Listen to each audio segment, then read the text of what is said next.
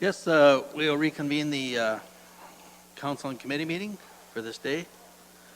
And just before I start, if those in attendance could be sure to silence their communication devices, it would be appreciated.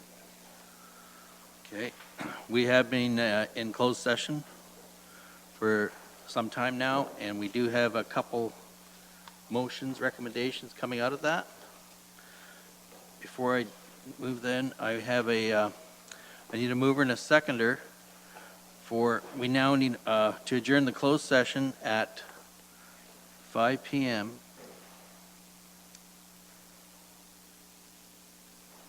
and convene an open session. Any discussion about that? Mover, Taylor, and Rabbits. Those in favor? That is carried. Mayor Chop has left here to make some phone calls, so she said to start without her. So we'll move on to deputations. It is 5 p.m. First, I've got two motions coming out of the in-camera session. I need a mover and a seconder for this one. That staff report ECS 19-06, appointments of Accessibility and Advisory Committee members be received as information, and that council appoint David Therault, Debbie Pike, Elizabeth Gordon, Elizabeth Kozak, Laura Lynn Johnson, Sandra Stephen, and Teresa Caroline Henrik to the Norfolk County Accessibility Advisory Committee for a term to conclude on November 30th, 2021, and further that staff be directed to present a revised terms of reference specifically respecting committee composition and quorum. Any discussion? Mover? Moved by Martin and seconded by Michelle. Those in favor? Carried.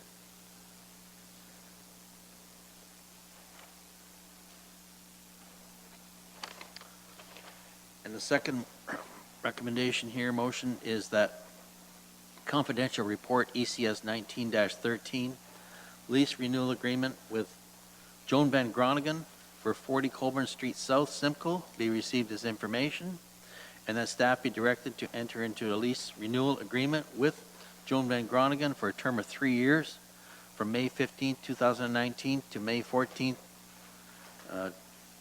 2022 at the same rental rate and payment of the current year's property taxes as in the lease agreement, and further that the mayor and county clerk be authorized to sign the lease renewal agreement.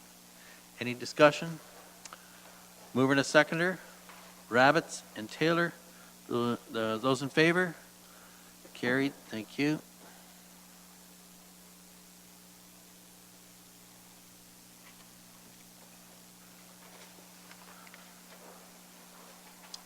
Now we'll move to deputations.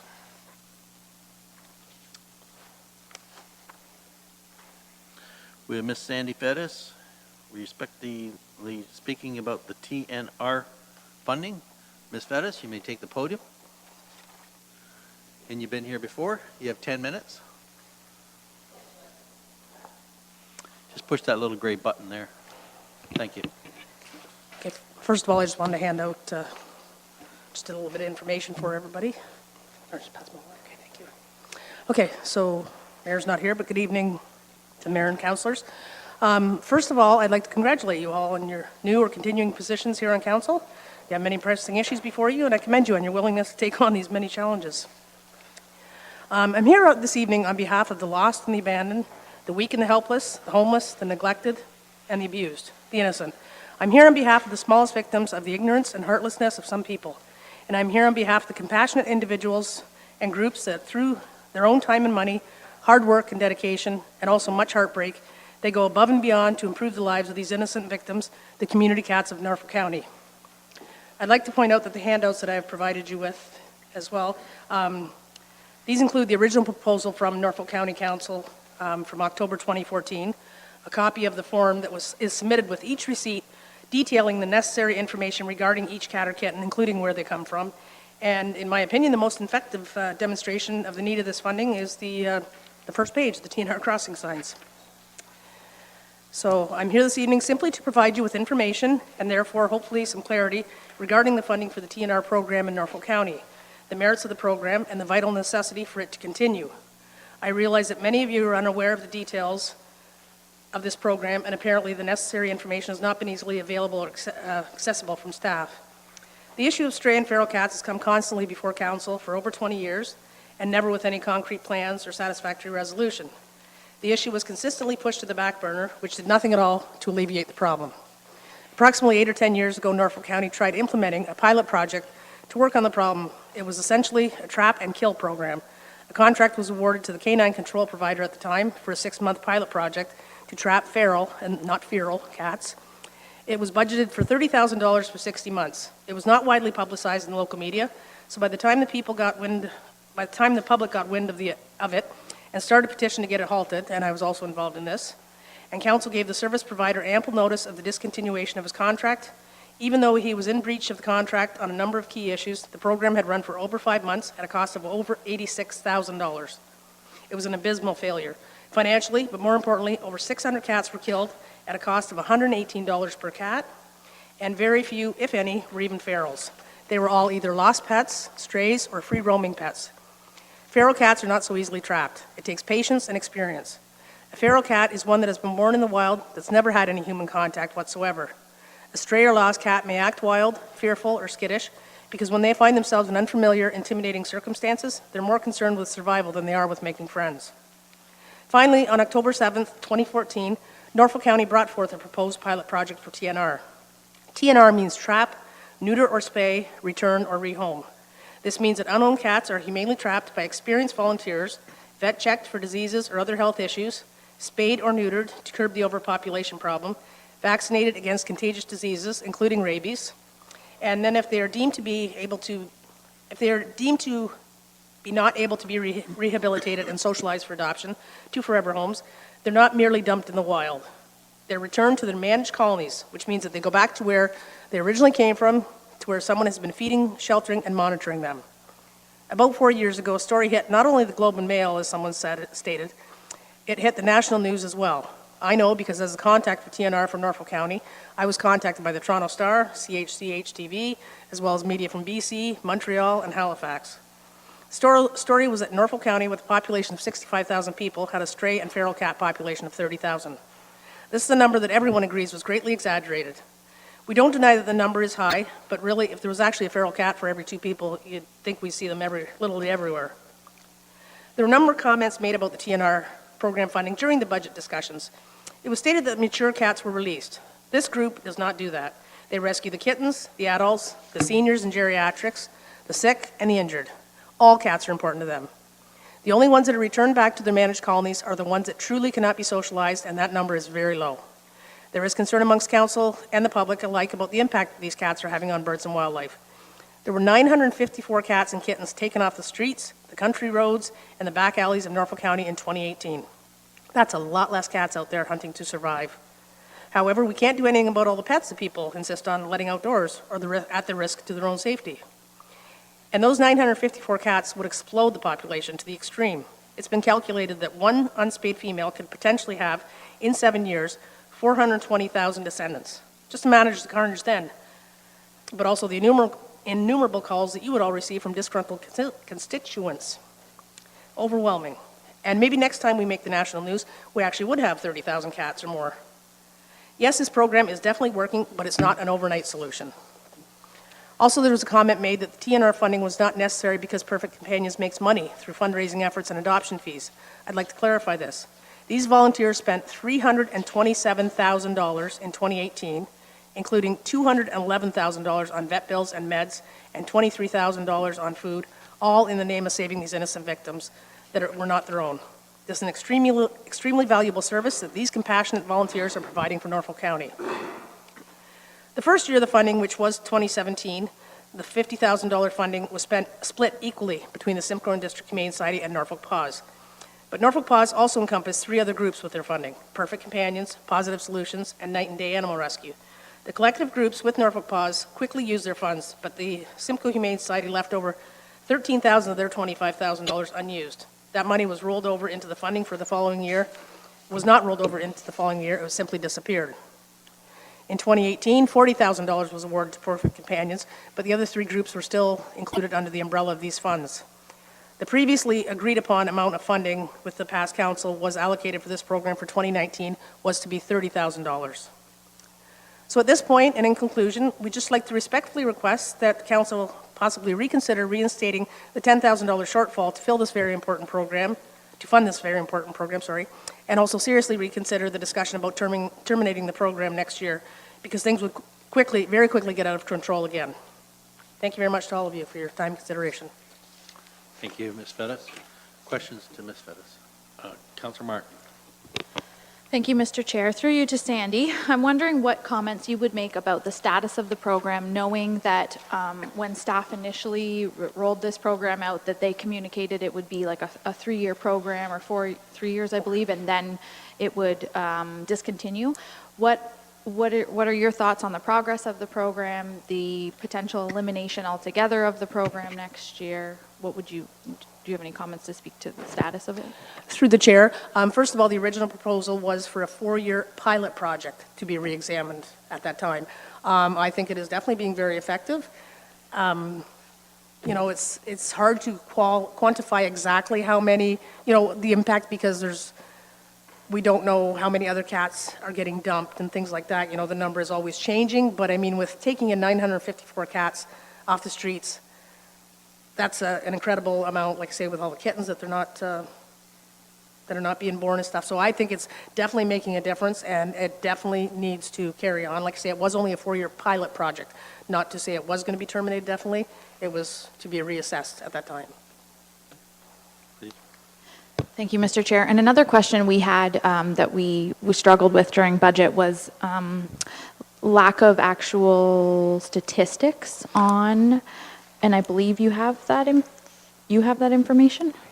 Okay, through the chair, actually in the package I gave you, there is a sheet showing it's a blank sheet, but it shows the information that we submit from each cat or kitten that goes through the program is submitted with receipts to Norfolk County. So Norfolk County staff does have that information for the past 2 years on every single cat that we've taken in.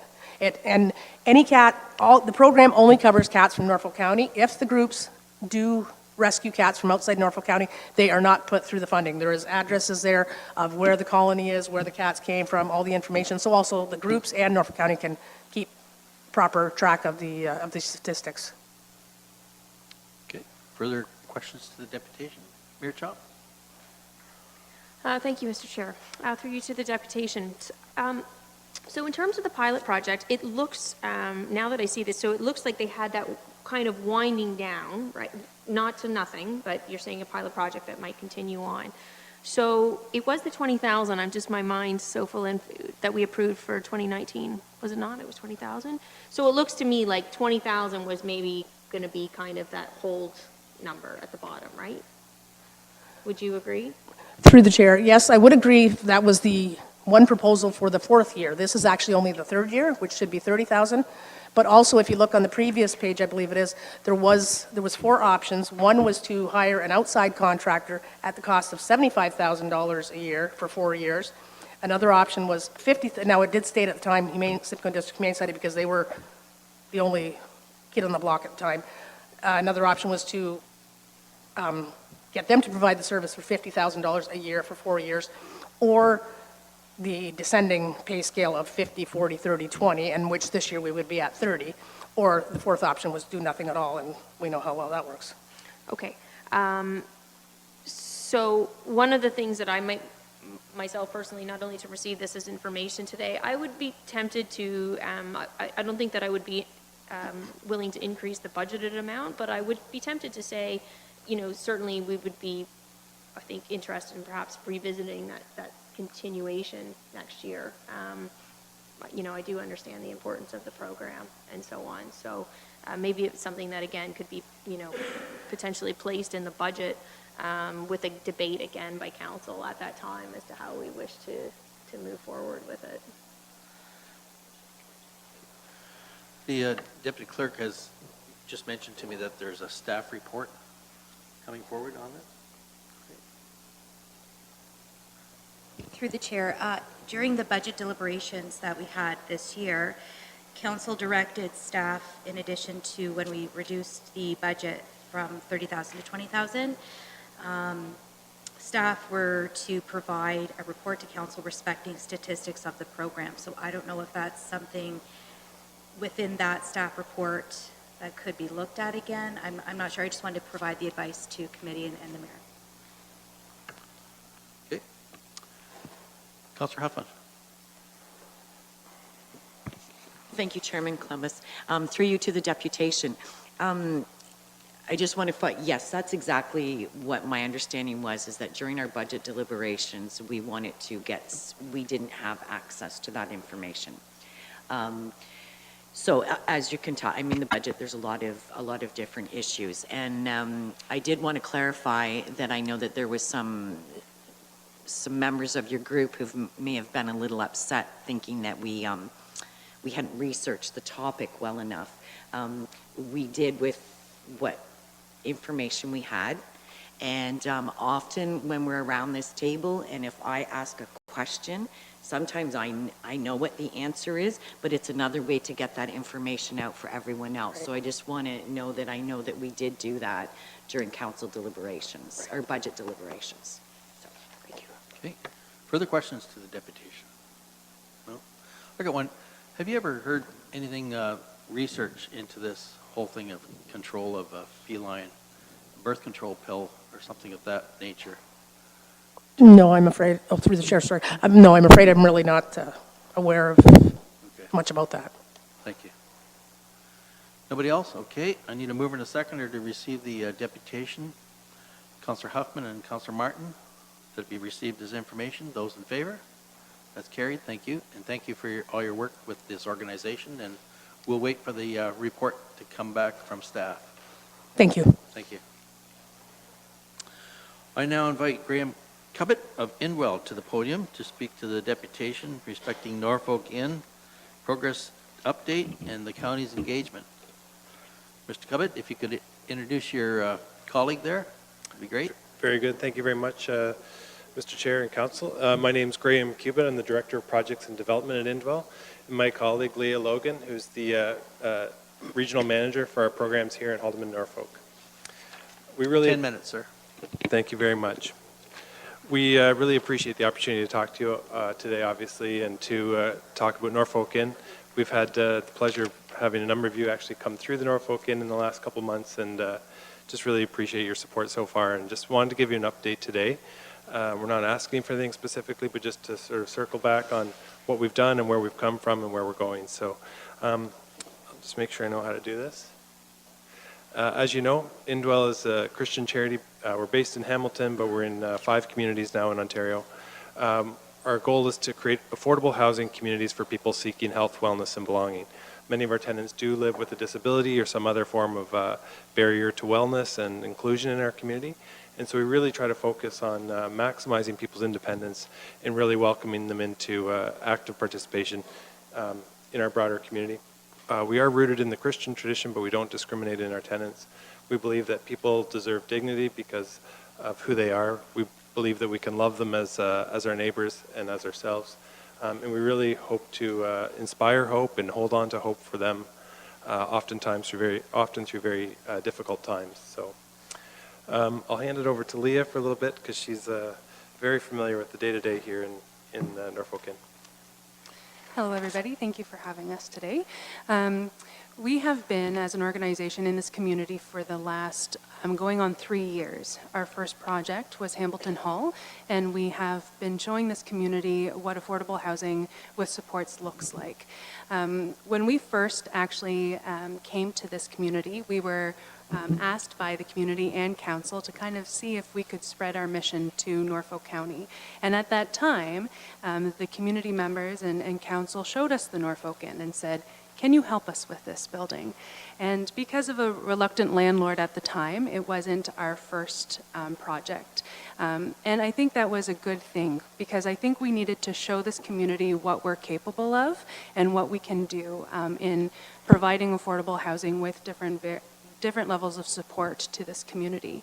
And I think now that we have demonstrated that to the community, we can take on this project. The Norfolk Inn, sorry. That's right. Yeah. With the Norfolk Inn, it was almost a replicated a series of events to Hamilton Hall. Is that we were connecting with the county, we were connecting with community members, we were connecting with the BIA, and the ask was, can Indwell expand what we're doing in Norfolk County to this building? And since we've been part of this community, I think we decided that this was an undertaking that we could tackle. So in the end of November, we did purchase the building, and we have been working to assist the folks in the building and to change what this building is to the community. Within 3 days, we were on site and we were tearing down old signs, we were vacuuming old carpets, and we were getting to know the tenants that were living there. We have, at that time, 41 tenants that were still living in the building, and has been part of our primary objective is to rehouse the folks that are in that space currently. But they also the community needed to see that we've done this before. This is actually not our first tavern that we've purchased and renovated. And we needed the community to see that we were not okay with this building being the status quo. We wanted to see change in the downtown core just as much as everybody else, and we wanted to be part of that revitalization. One of the aspects that has been our primary focus since ownership, again, is that rehousing of the folks that are living there. And I think what we've come to realize is, I think some of the most vulnerable people in Norfolk County are living out of this space. And we are an organization that wants to ensure that everybody in this community is able to live in good, safe housing. And this is not good, safe housing. This is, I think, an example of everything that is wrong with low housing rates and an absent landlord in this community. And so part of our work is not only just finding folks a place to call home that is a good, safe place, but it's making sure that the folks that are living there have the supports that they need in order to stay successfully housed. So we have been working diligently to try to get folks in the building the supports that they need in order to move to a different accommodation and be able to live successfully and better than this condition, as you'll see. This is an example of one of the apartments in the Norfolk Inn, and I will say that this is not the abnormal. This is quite often what we see in the apartment. In this one specifically, we moved in because there was water leaking through the sink and into the hallway, and we needed to fix that. And after 45 minutes of getting the water fixed, we realized actually that the gentleman was hiding underneath the table there that you'll see in the picture. And so we have been working Mondays to Fridays in the building to try to build rapport with these tenants and to provide them the supports that they need. We know as an organization that people prosper in their health when they're provided with love, dignity, and hope. And this building does not have hope right now. So that is our primary task for these tenants, is providing that hope. Providing the hope is creating good, affordable housing for folks. This is an apartment that we have at Hamilton Hall. It is a moderate apartment, it's a 1-bedroom, and this is what our vision is for this new building. We want to ensure that, again, people have a good, safe place to live, but they also have the support needed to make sure they continue to have a good, safe place to live.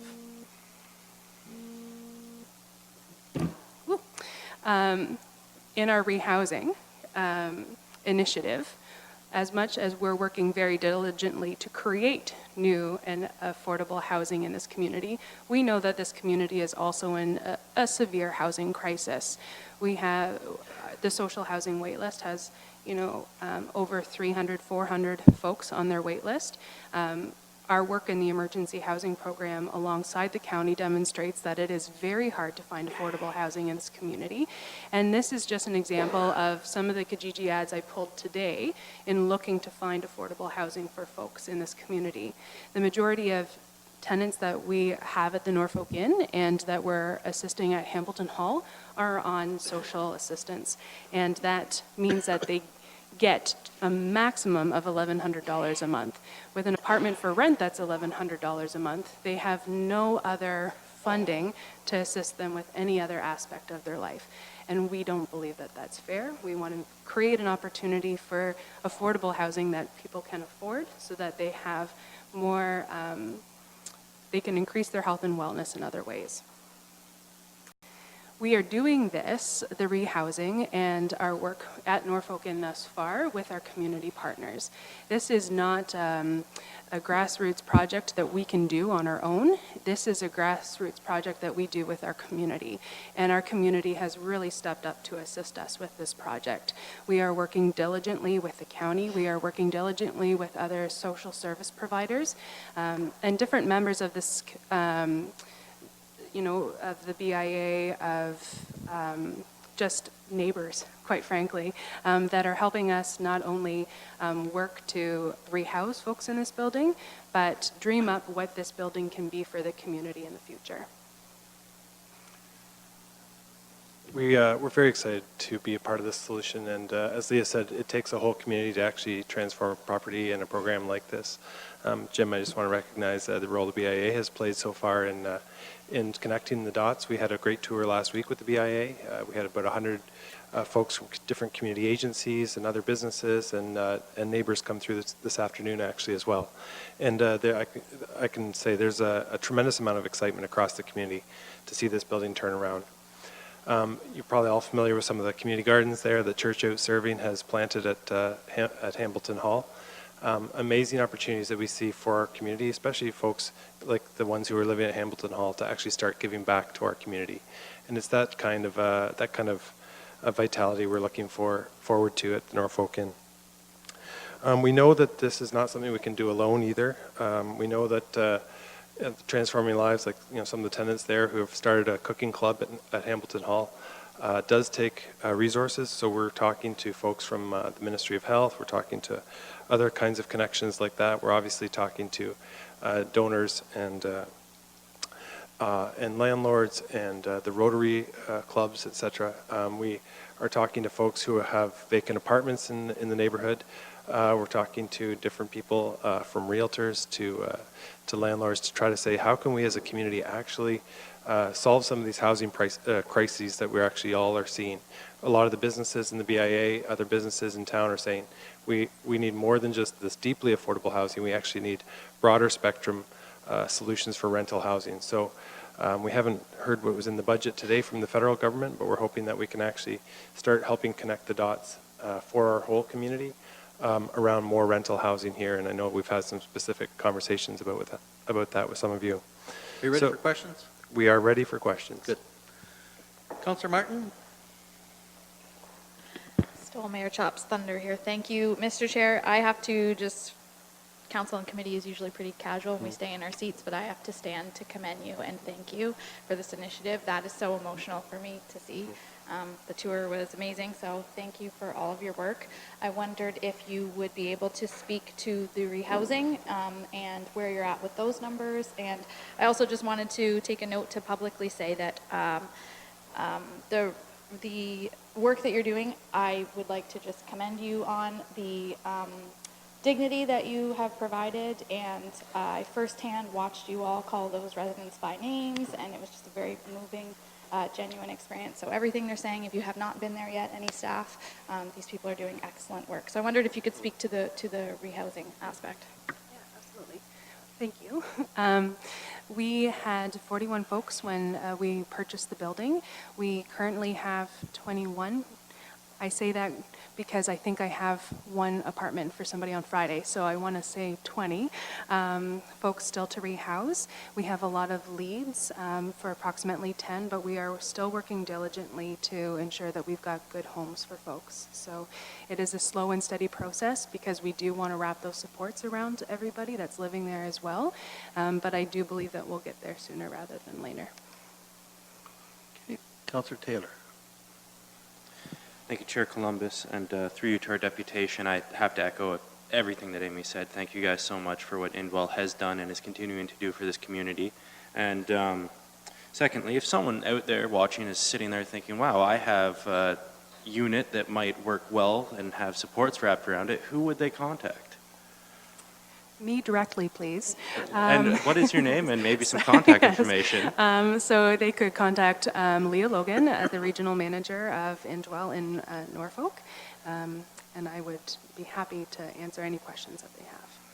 And also, I know many people in the community have very fond memories of the establishments that are held within the building. Is there going to be an opportunity for anyone out there to say goodbye before construction starts?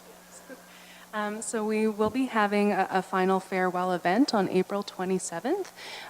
It will be a tour for the community to come and see what the building is now and also see what our plans are for the future. Okay, great. Good to get a commercial in once in a while. Mayor Chop? No questions as well. I just wanted to say, if there's one thing I heard throughout the campaign, it was just, God, do something about the Norfolk Inn, and I think it's so exciting. I was blown away when I went to Hamilton Hall, and I never expected that when I went there, and I can't say enough about it to people when they ask. It really is incredible. So thank you. Councillor Michelle. Thank you, Mr. Chair, and I also want to stand and commend you for the great work you did.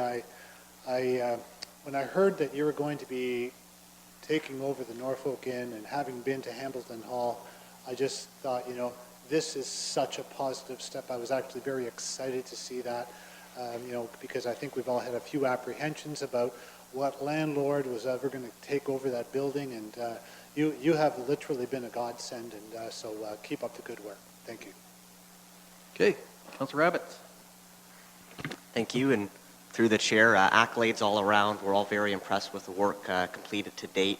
I do believe that the presentation may have been cut just a little short here, and I'm not too sure if you would be able to go back to that previous slide, because one thing that did really impress me upon my tour of Hamilton Hall, and we went there with a very large group, and we're all very impressed with how you're opening your doors to the community, hosting tours, explaining what you do, and this is just a floor plan of one of the units, I do believe.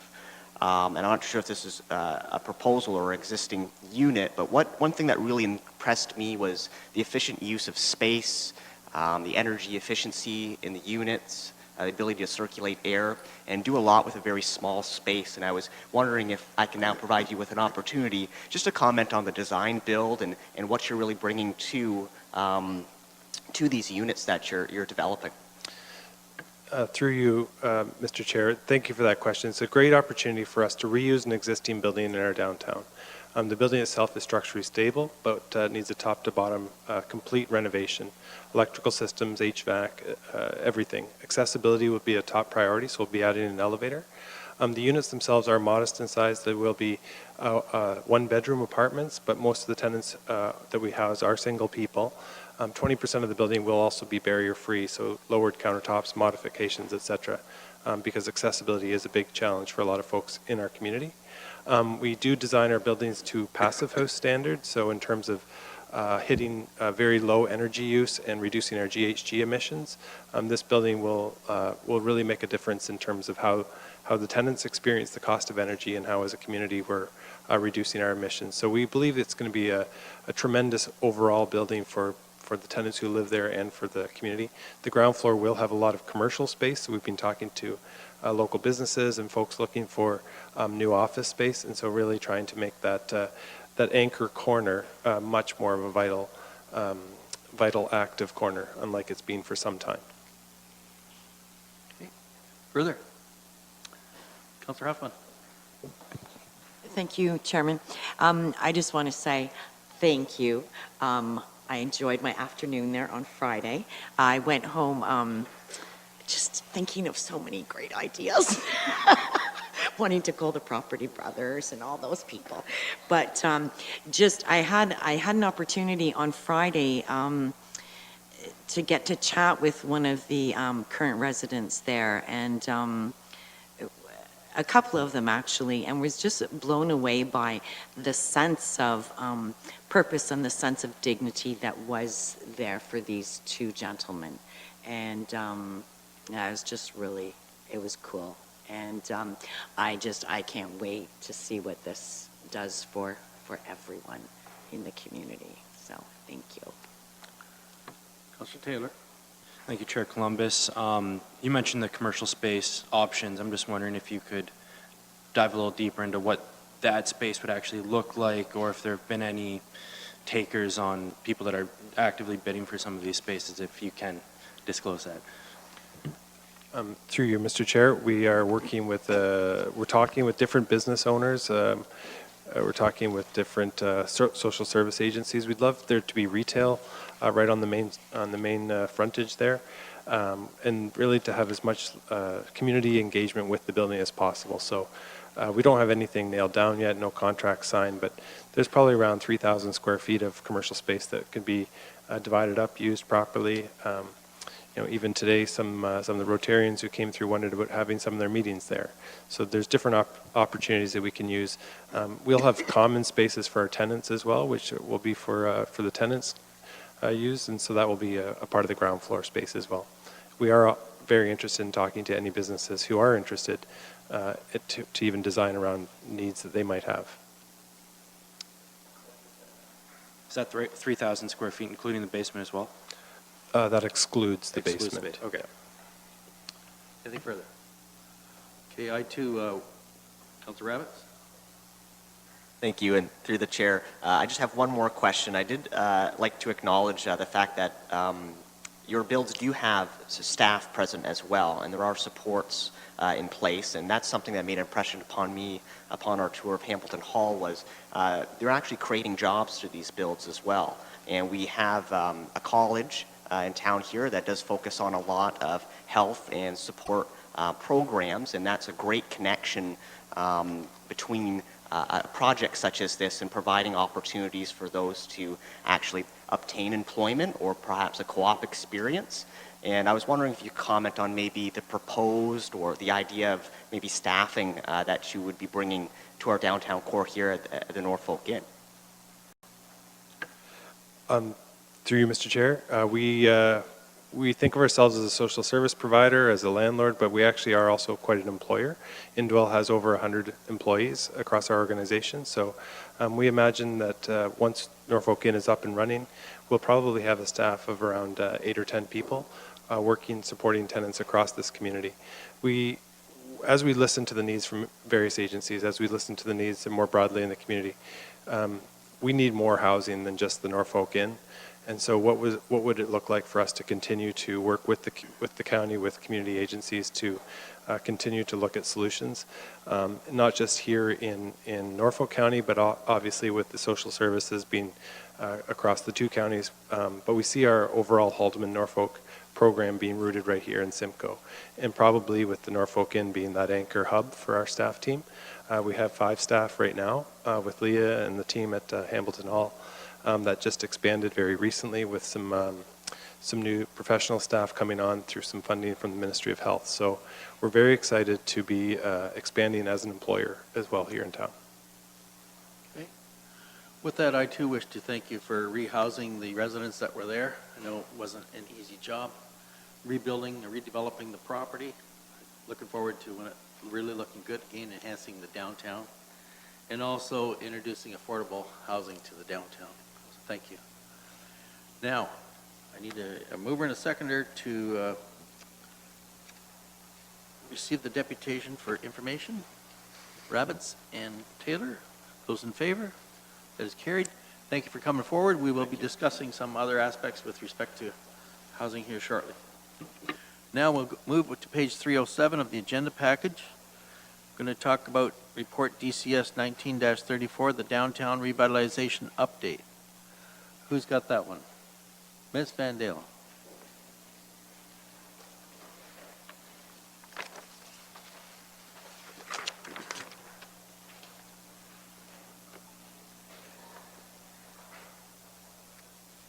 Go ahead. Thank you, Chair Columbus, and to Council and members of the community and staff that are here today. This first report is with respect to DCS 1934 and downtown Simcoe revitalization. This is kind of a good segue from our previous deputation here regarding the Norfolk Inn, and speaks to some of the efforts that have been taken through 2018 and that will continue in through 2019. These revitalization efforts are kind of a grassroots foundation that have been worked and developed by county staff as well in conjunction with the BIA to help spur and create some buzz in downtown Simcoe. Funding was granted through council previously, as well as some matching funds through the province to be able to bring some of this forward. Some of the revitalization initiatives that you may be familiar with are the Win This Space initiative. There was the Food Truck Fridays. There's some streetscaping initiatives that are moving forward. The Popcorn Festival last year was part of that, and some CIP applications focused on downtown Simcoe for facade improvements. Through 2019, we'll continue to work with the BIA and the Chamber in terms of hoping to continue some of these projects like the food trucks in landscaping. We'd also like to look at some mural projects and some empty storefront initiatives and get to kind of continue that, as well as work as a bit of a handoff from the county to have these initiatives kind of carry forward long term. Through that, it is an exciting endeavor, and it's great to see some of these projects kind of coming in, seeing Groundswell open and operating in the Win This Space. You have the changes that are happening with Indwell, and as well as there are a number of new businesses that have started in downtown, which are not directly related to the revitalization efforts that we've put forward, but are exciting to see nonetheless. With that, I'm happy to answer any questions that you might have with respect to this report. Thank you. Question to Ms. Van Dalen. Councillor Taylor. Thank you, Chair Columbus. Through you to Ms. Van Dalen. In the report, it says the empty storefront tours. That particular piece really jumped out at me. I'm just wondering if there's an approximate date or suggested time that might be an option to start looking at. Sure. Through the chair to Councillor Taylor, our staff are working with the real estate community as well as the downtown Simcoe BIA to establish a date in spring, maybe warmer part of spring, May perhaps, where we'll set up a tour of these buildings or have an open house at them and that type of thing. So stay tuned for more information. I'm hoping Mr. McGimpsey and my staff can set a date soon and we can start promoting it. Thank you, and keep us posted on that, please. Councillor Rabbits. Thank you, Mr. Chair. And through the chair to our staff, I believe this is a question for our finance department, actually. I'm on page 6 of 8 of the report, DCS 19-34.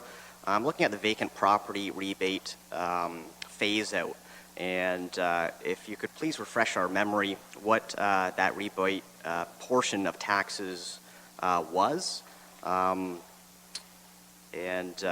I feel, and many do, and the reason for the phasing out, that many of us felt that we were subsidizing vacant storefronts and actually promoting them, and very encouraged that we've phased out or ended this practice. But I'd be very interested in maybe having some more information forthcoming as to what exactly that percentage was, what that rebate was, and maybe what that looked like on your average vacant property, specifically in our downtown core. Through you, Mr. Chair, to Councillor Rabbits. Perhaps a good solution to your request. We did do a report to council previously, getting council's permission, and that was part of the phase-out requirements from the province. And in that report, we have some statistical information, and perhaps if I emailed council that report, would that satisfy it? The other option is we are coming up with it. We're going to be presenting a tax policy report to council in the next few months, and we can include some information there, whichever council prefers. Thank you, and through the chair, I think it would be appropriate to have that information coming back when we're discussing the tax ratios, just so we can have it a matter of public record. I know it would be restating the point, but I don't want to lose track of it, because I think it's very germane to that conversation as well, and it's good to have this information in the public forum rather than just being exchanged through a councillor's email or to the whole group. Okay, understood. Anything further? Okay, I have the recommendation printed on page 314 of the agenda package. That report DCS 19-34 Downtown Simcoe Revitalization Report be received as information. Mover and a seconder. Rabbits and Michelli. Those in favor? Carried unanimously. Thank you. We'll now move on to the next report, and it is the Downtown Simcoe Secondary Plan. Take it this is Ms. Van Dalen again. Yes, sir. Thank you. This presentation is with respect to DCS 1944 regarding Downtown Simcoe Secondary Plan. This report is being presented as information to council, as well as to receive direction to staff so that we can carry these draft policies forward and engage in some public consultation. Through some of the downtown the revitalization initiatives, there was some desire and a lot of feedback in terms of opportunities to help and guide downtown Simcoe in terms of redevelopment opportunities. From a planning perspective, one of our key tools to help with this is a secondary plan. Secondary plans are kind of an additional document or guideline with respect to a specific area of a community. Downtown Simcoe has been very vocal and very interested in terms of creating some workable documents that can help with these efforts and to really guide some of the development that comes forward. So through some of the revitalization efforts that were identified in the previous presentation and report, we partnered with to try and get some community engagement. We hosted there was two imagination walks that were held at the beginning of June last year, in which we had people come down, invited out, which were and also were very well attended, to actually walk the community. So we had a bit of a brief presentation in terms of an overview for downtown Simcoe, some of the history, and then there were breakout groups to walk around to actually get some feet on the ground, to look at buildings in a new light, to look beyond just your eye level and see the opportunities that exist in downtown Simcoe. From that and a number of other conversations, some of the policies were created to help guide this.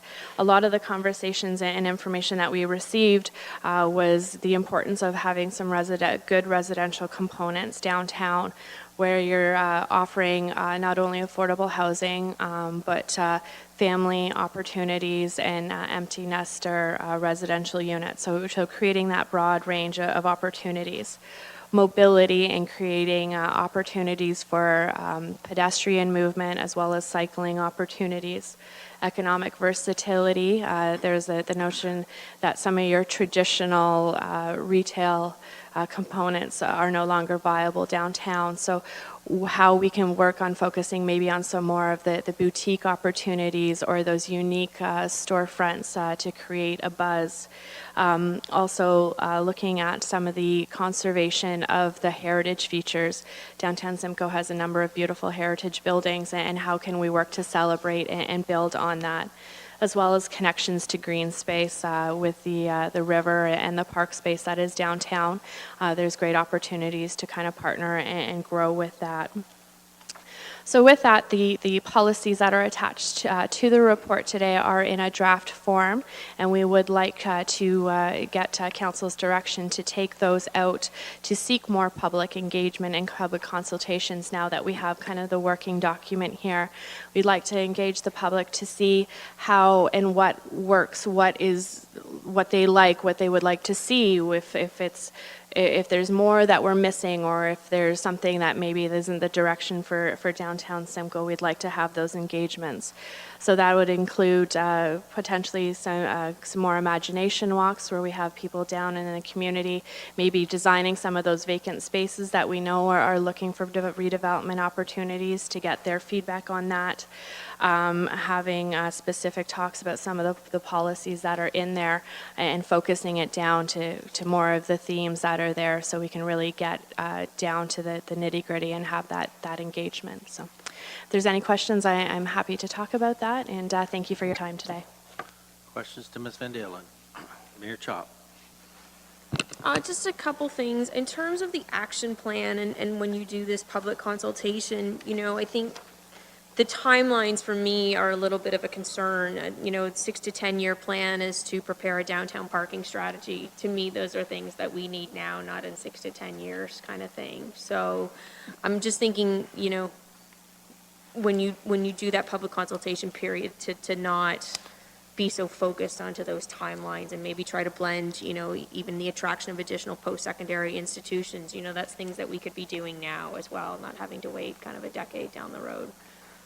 Absolutely, through you to Mayor Chop. I agree completely, and those are some of the items that we'd like to get people's feedback on is what are priority items. This is some of the conversations that we had, and we wanted to start somewhere as a foundation, but those are absolutely some of the discussions that we would like to hear back from the community in itself.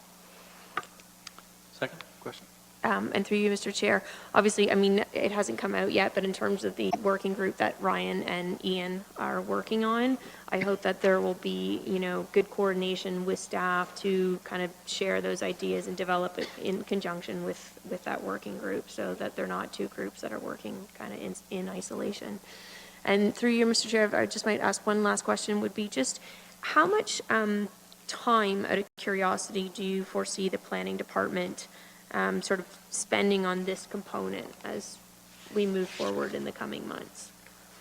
When we look at, just in terms of staffing kind of complement. For the consultation portion in itself? If that's what's kind of left to go, then if it's just the consultation period, then yes. If there's more work to do, then kind of all inclusive. Through the chair to the mayor. In terms of timing, we would like to have, I would say, probably at least 2 or 3 working sessions to be able to bring these items and be able to focus in on some of the themes that are out there.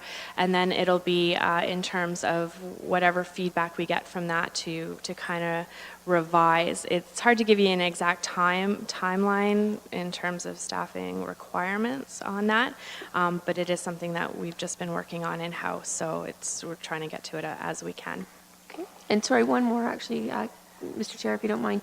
Do you have an approximate sort of financial component that was sort of what this cost us, the secondary plan? Do you have any idea on that? Through you, Mr. Chair. Not specifically. There was no budget allotment for it, so it's something that staff has been kind of working on as we can. But in terms of timelines and time that's gone into it, that's something that we could kind of put some estimates together for you and get some of that information if council so desires. Perfect. Thank you. Councillor Taylor. Thank you, Mr. Chair, and through you to staff. How is the secondary plan going to affect the other communities of Norfolk as well? It's my understanding that Delhi is going to start a similar process to the imagination walks and whatnot, but I'm also thinking how are lessons going to be learned here that can be applied to the other downtowns throughout Norfolk? Through you, Mr. Chair, it's an excellent question. In terms of the go forward, I have been actually met with the Delhi Chamber last week just to provide a bit of an overview and some history on that. The intent or the thought process behind the secondary plans is to eventually get one for every downtown community. The SIMCO was started based on some needs and some vocal requests from the BIA specifically, and some interest there. So the intent is to kind of through 2018 and 2019 deal with SIMCO, through the end of 2019 and into 2020, potentially 2021, depending on timing and needs, to move into Delhi and start a very similar process. I think in terms of the learning components that we've received through going through the SIMCO stuff it's given us a good foundation, and we have some working documents here that we can kind of maybe tweak and apply to Delhi, but we didn't want to create a downtown a downtown secondary plan that would apply to each community as a whole, because each community has different needs, desires, wants, and character. So we really wanted to make sure that we were catering to each of the community's needs, with Simcoe being first. And I know through the Simcoe BIA and the Delhi BIA, they've had some conversations, and we look forward to working with them and the enthusiasm that they've shown to this point already. Thank you. And also, I may have missed it previous, but when are we expecting, assuming this is passed and going to public, when can we expect the first round of public consultations over the draft documents? Through you, Mr. Chair, we would like to, again, I'm hoping, and I'd like to work with our Economic Development Department in terms of some of those storefronts as well, so we're kind of creating some of that, those relationships there. I am hoping into May again, so we do have maybe some guarantee of some nicer weather so that we can get out for some of those imagination walks and get people into the community again. And in the ideal world, when would the finished product come back for approvals? Ideally, I'm hoping to target it for the September council meetings coming back, either late August or early September after the recess. Thank you. Okay. Further questions? No. Need a mover and a seconder. Rabbits and Taylor, that report DCS 19-44 Downtown Simcoe Secondary Plan be received as information, and that staff receive direction to engage in public consultation regarding the Downtown Simcoe Secondary Plan draft policies. Nothing further. Those in favor? Carried unanimously. Thank you. And I just want to point out, we do have Mr. McGimsey here and some members from the Delhi Chamber who are keeping a watchful eye over the Simcoe secondary process. Mr. Jim Norman, Ms. Teresa Weibo, and Ms. Sharon Lang. Thank you for coming and expressing your interest in this subject. Shall we break now? Does the council wish to break and come back at 6:30? Is that good? The food's here? Okay. So we'll have a break and come back here at 6:30 at the desk. Thank you.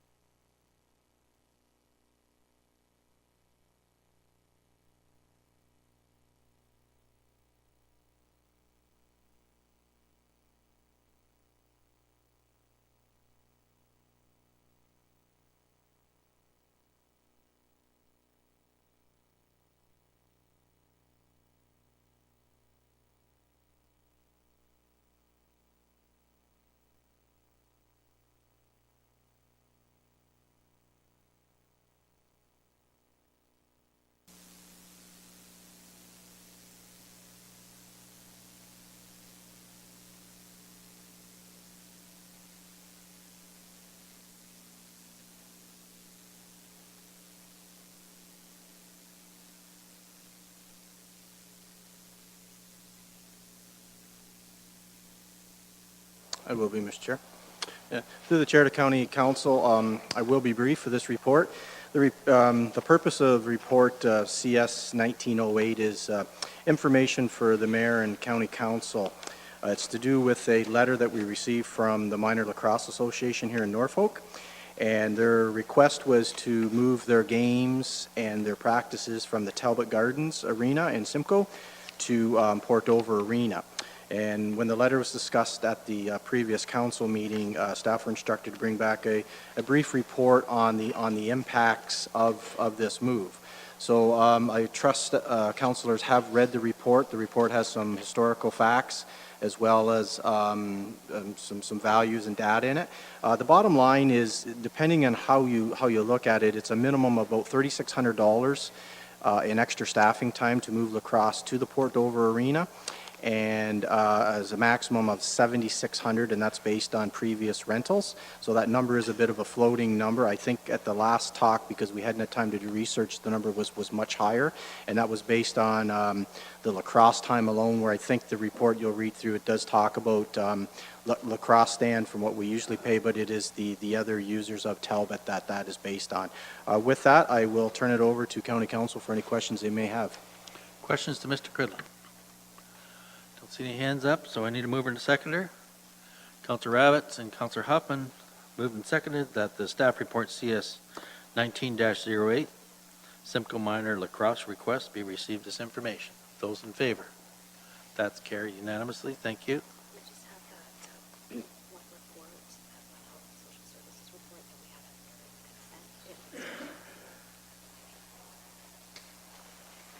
Just getting some direction here from the clerk.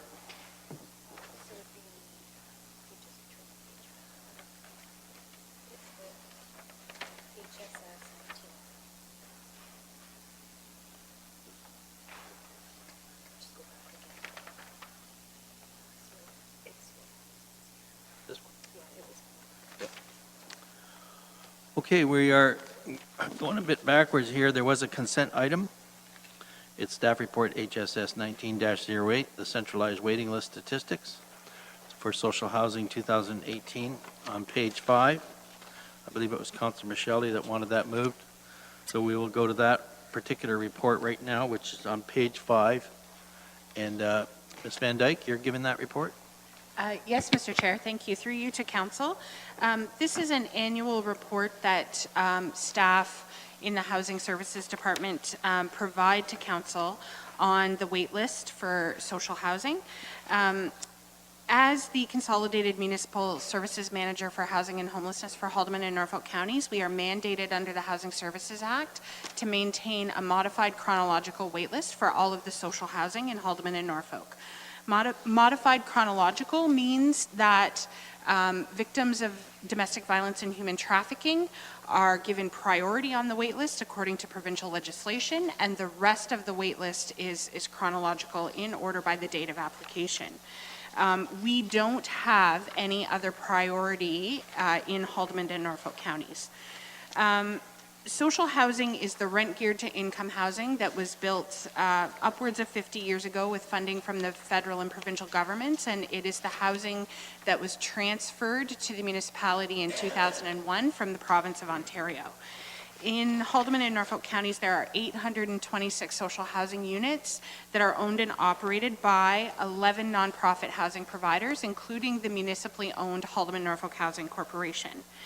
On page 2 and 3 of the report, you can see the numbers of people, number of households waiting by quarter, and on average we have at the highest was the second quarter when we had 353 households. In terms of our analysis, the main population of people who are waiting for social housing continues to be single adults and childless couples who are under the age of 65. And they historically and continue to make up at least 50% of our wait list. Applicants waiting in that category, depending on the community of housing to which they have applied, could be waiting 8 to 10 years if they have applied in one of our priority communities, which is Simcoe in Norfolk County and Dunnville in Haldimand County. Applicants with dependents or families with children tend to make up about a quarter of our wait list, and then seniors who are 65 and older, that number tends to fluctuate between 25 and 29 to 30%. We have seen a marked increase over the last 6 or 7 years in the percentage of seniors on the housing wait list. The number of new senior applicants does not account for that increase. What it means is that those single non-senior adults are waiting so long for their housing that they are aging into seniorhood while they are waiting. So we continue to monitor that, and we work with our affordable housing providers such as Indwell in order to house people off of our central waiting list when there is a new housing community that is built. So as I said, this is an annual information report, and with that, I'd be happy to answer any questions. Questions? Councillor Michele. Thank you, Mr. Chair. Through you to staff. Heidi, the reason I wanted to have this item pulled for some discussion tonight is I found it, frankly, incredulous that we have people waiting 8 to 10 years for social housing, and that people actually move into different categories for homelessness because they wait so long, they become old. And it sounds to me from your report that this situation is only getting worse. Would you agree with that? Mr. Chair, through you to Councillor Michele, I would say that that is an accurate statement. That the housing affordability, we are calling it a crisis in Haldimand and Norfolk, is not getting better. And Heidi, if I can just ask another question, Mr. Chair. Then I'm going to suggest, Heidi, and you correct me if I'm wrong, but I think maybe council needs to place a higher priority on this whole problem than maybe we have in the past. This problem is literally something where it is really and truly, like many things we talk about, but this is really and truly affecting people's lives. And I think we really have to place a greater priority on all this.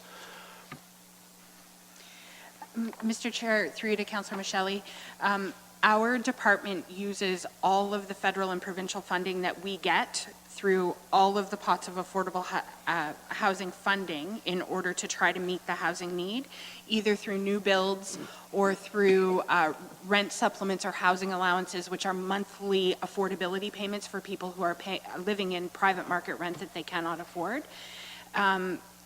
I have shared with past councils, and I will share with this council, that the funding that we have historically gotten from the federal and provincial governments, while we are incredibly grateful for it, and we use every dollar in this community, it has housed a number of people, but you can see that we still have over 350 households waiting. And so staff are working on a report currently about affordable housing, and to share with council what some other municipalities are doing in order to increase the stock of affordable housing in their community, and to provide some options and opportunities for our local councils to consider. Go ahead. Mr. Chair, thank you. Through you again to staff.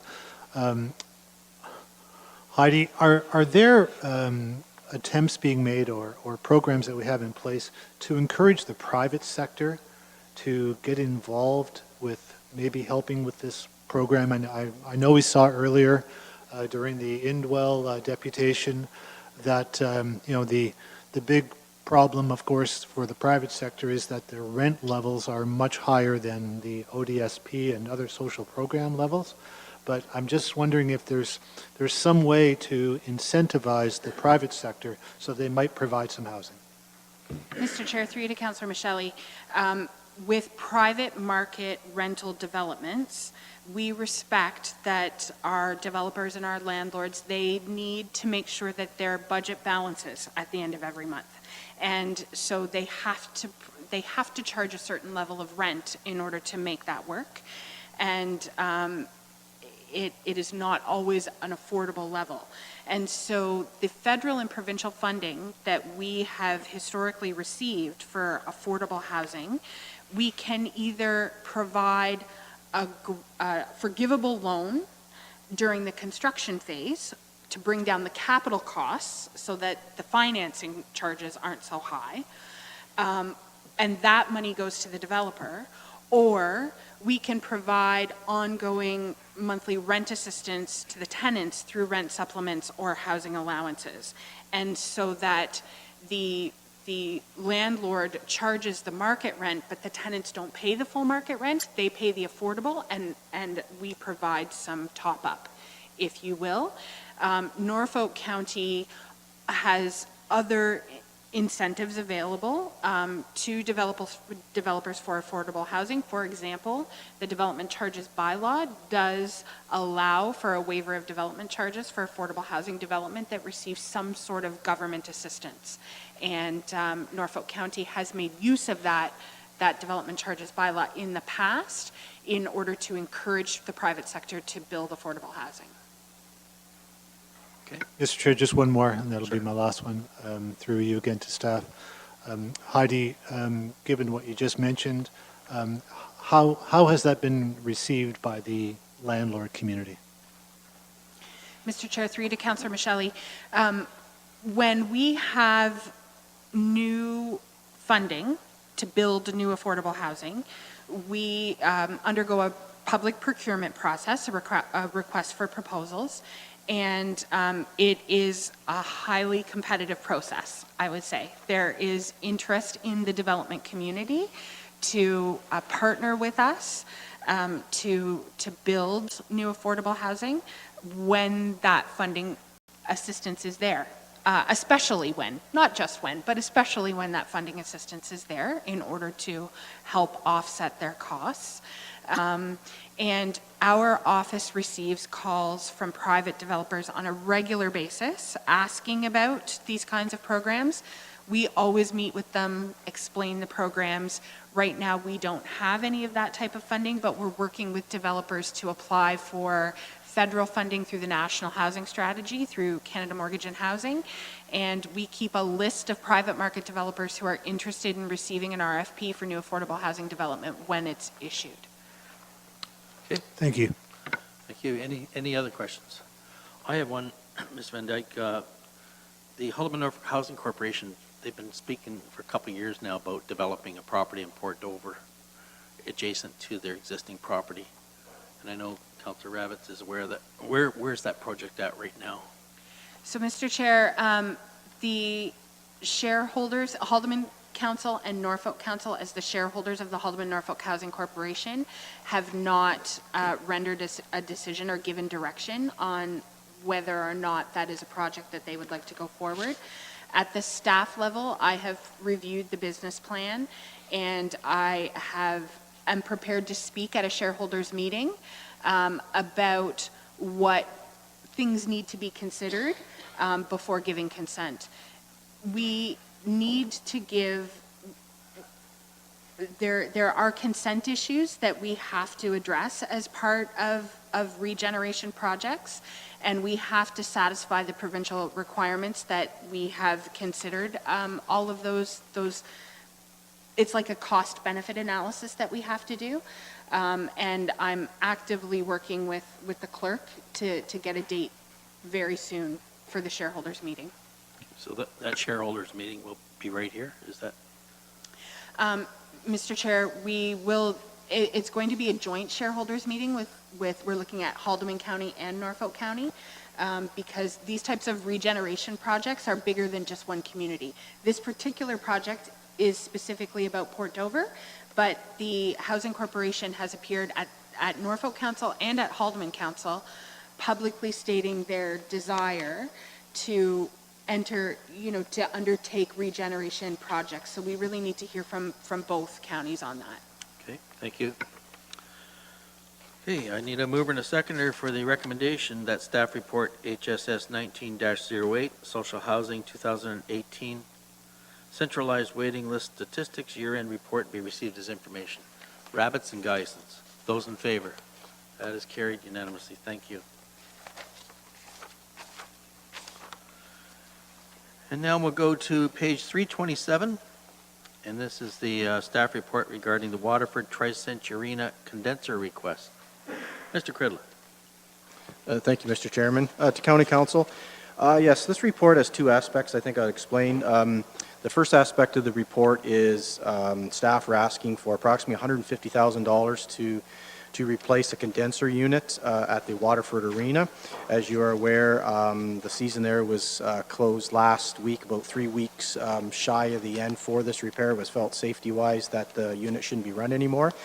The second part of the report is asking Council to approve a modification to the purchasing policy.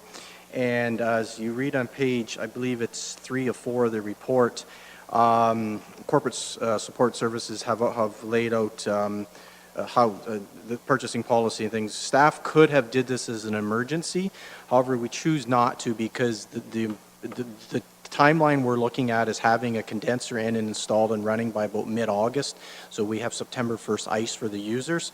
So that's where it wasn't an emergency to us, but if we went the traditional purchasing policy line, it could be more weeks than what are here. I think it's about 18 weeks to tender order and to get in place. So this modified process is basically more of a quotation. It will go out to all contractors that can do this work, but it's a shortened process and it's a quotation, not a tender document. And with that, I'll turn it over to County Council for any questions they may have. Questions to Mr. Cridlin? Councilor Rabbits. Thank you, Mr. Chair, and my question may be to Mr. Cridlin, but it may very well be back to Finance again for a comment regarding the General Capital Replacement Reserve. Just wondering what the impact may be, what the levels of that reserve are, and if you would be able to provide that information now, or if we could have that forthcoming depending on the decision of this body. Mr. Johnson, I think that's your... Thank you, Mr. Chair, to Councilor Rabbits. If I understand your question, you're asking about the impact on the reserve with this expenditure. So when we plan for a particular reserve to fund projects, it's every year it changes. So this is obviously a change mid-year, and then when we do the capital budget for 2020, there may be other items that we fund from this reserve or not fund from this reserve. And you can see in the report that at the end of our 10-year capital plan, we are planning to be in the black for this reserve. So this $150,000 expenditure, all else being equal, we would still be okay. Okay. Mayor Chop.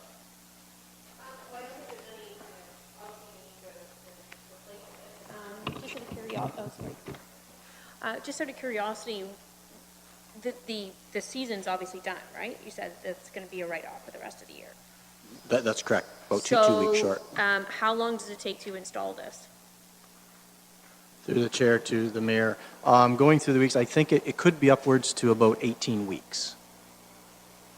That would be if we were the traditional tendering process, could be up to 18, maybe 20 weeks.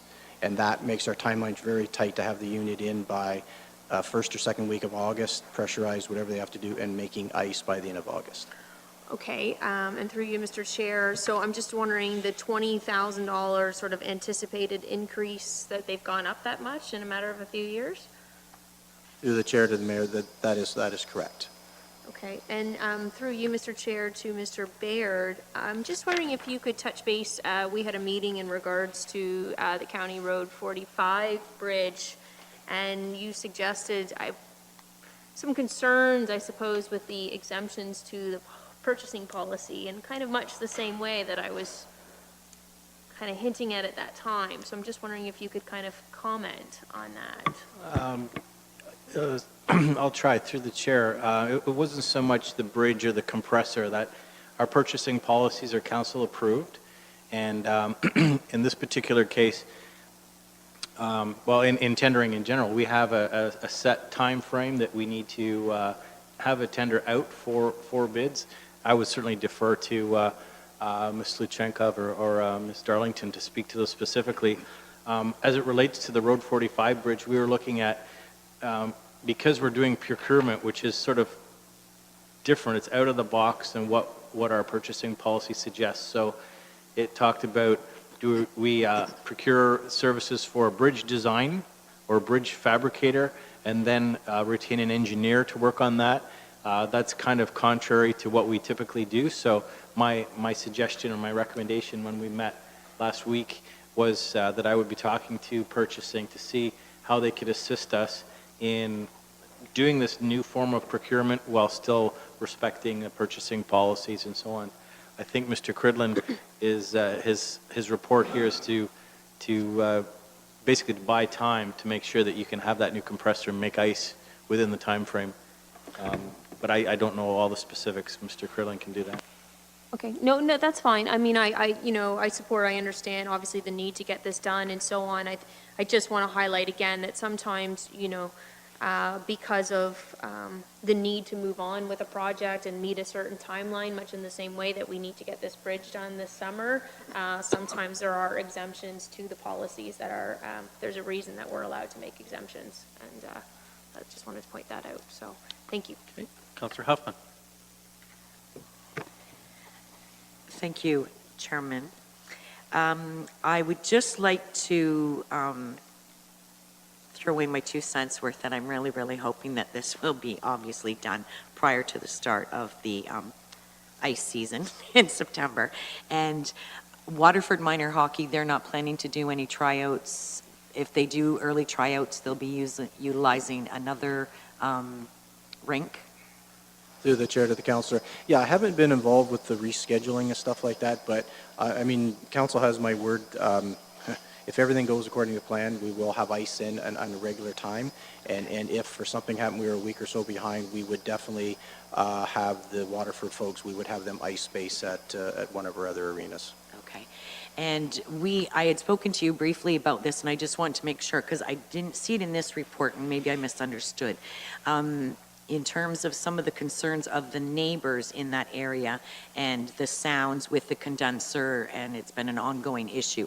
Is there something in there where this sound barrier will be built, or can you clarify that for me, please? Through the chair, what Councillor Huffman is referring to is, she has had complaints, and my office has as well. There is a discharge fan on this ice making unit, which does cause, it's a little louder than most. And I did talk to staff, and we will make sure that part of this replacement, the fan will be taken care of. It will be a quieter fan, and the neighbors should be much pleased. Okay. Anything else? Councillor Van Passen. Thank you, Mr. Chairman. This is another one of my little nitpicky things, but, I did check the capital budget, and I think they had this scheduled for 2022, but the placeholder in the budget, capital budget is $100,000, when we know the last ones we bought were 130. This one's going to be 150, but still they're expecting 100 in 2022. We've got, trucks in the capital budget that are budgeted for less than the last ones we just bought last year. And, maybe I'm looking for a little bit more detailed sort of forecasts and reports to council rather than just sort of throwing in even numbers all the time. And hopefully it works out later, but it never seems to do that. Okay, thank you. Anything else? Mover and a seconder for the recommendation. Councillor Huffman and Councillor Rabbits. Seconds that staff report CS 19-10. The Waterford Tri-Century condenser replacement be received as information, and that council exempt staff from the Norfolk County policy ECS-02 to permit a modified procurement process by way of quotation for the replacement and installation of condenser equipment at the Waterford Tri-Century. And further, that council authorizes community services staff to proceed with the condenser replacement at an estimated cost of $150,000. And further, that the approved 2019 capital budget be amended to include $150,000 for the Waterford Tri-Century condenser replacement, with funding to be provided from the General Capital Replacement Reserve. Mayor Chop. I just, one thing I should have asked before as well. I'm assuming that despite the exemption from the purchasing policy, that we will be receiving a minimum number of quotes, 3 quotes, 4 quotes. Ms. Darlington. Thank you, Mr. Chairman. Yes, the bid call will be posted on Norfolk County website. We'll also be issuing the quotation to all of the previous bid takers that have bid on similar work. So our goal is always to obtain a minimum of 3 quotations when we issue a competitive procurement. Okay, thanks, Ms. Darlington. And through you, Mr. Chair, in what case then, what is the big exemption piece here from the traditional RFP process? What's the component that we're missing? Thank you, Mr. Chairman. It is the threshold, the dollar threshold. So the purchasing policy allows staff to issue quotations between the value of $10,000 and $50,000. So we issue those out informally. Once you hit $50,000, then we do a formal request for tender or a request for proposal. So it's really the dollar value that we're looking here. Okay, no, that part I understand, but in terms of the formal request for proposal, just for a learning experience for all of council, can you explain the difference between just going out and getting a few quotes and the full RFP process? Certainly, through the chair. It's based on value, but it's also based on timelines. So at a minimum, we have to post a formal bid document for 15 days. And depending on the value, it increases with time as well to meet the CETA and CFTA responsibilities. But when we're dealing with a lower threshold, a quotation, we can generally issue that within 5 business days. So it's much quicker that way. Okay, thank you, Mr. Arlington. Thank you, Mr. Chair. Nothing further? I've read the recommendation. Those in favor? Carried unanimously. Thank you. We'll move on to Health and Social Services. This report is Journey Together Indigenous-Led Child Care and Early On Programs. Ms. Dyke. Thank you, Mr. Chair. Through you to Council. The purpose of this report is to provide Council with information regarding the partnership between the Mississaugas of the New Credit First Nation and Haldeman Norfolk Health and Social Services to provide Indigenous-led early learning programs associated with and funded through the Ontario government's Journey Together, Ontario's commitment to reconciliation with Indigenous peoples.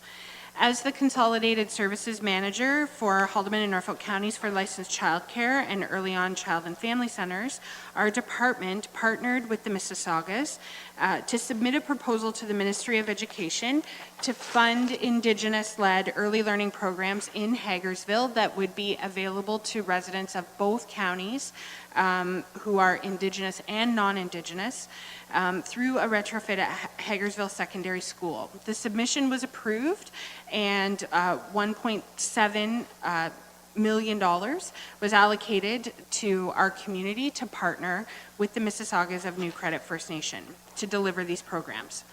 The Mississaugas of the New Credit First Nation are the lead partner in this program as the Indigenous-led organization who will deliver the program.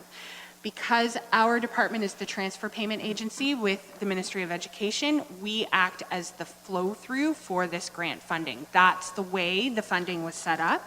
It is 100% provincial funding. There is no cost to the levy for either municipality.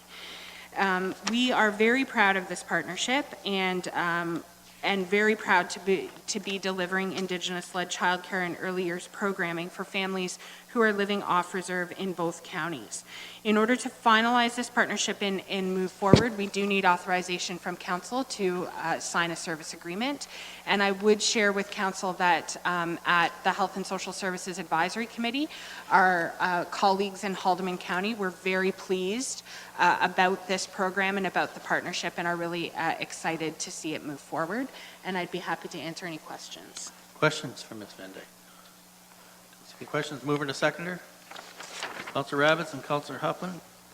Moved and seconded that staff report HSS 19-09, Journey Together with Indigenous-Led Child Care and Early On Programs, be received as information, and that Council authorizes the Director of Social Services and Housing to enter into a purchase of service agreement with the Mississaugas of the New Credit First Nation to provide Indigenous-led early years programs in the form of a licensed child care center and Early On Child and Family Center located within Hagersville Secondary School with funding provided by the Ministry of Education's Journey Together program.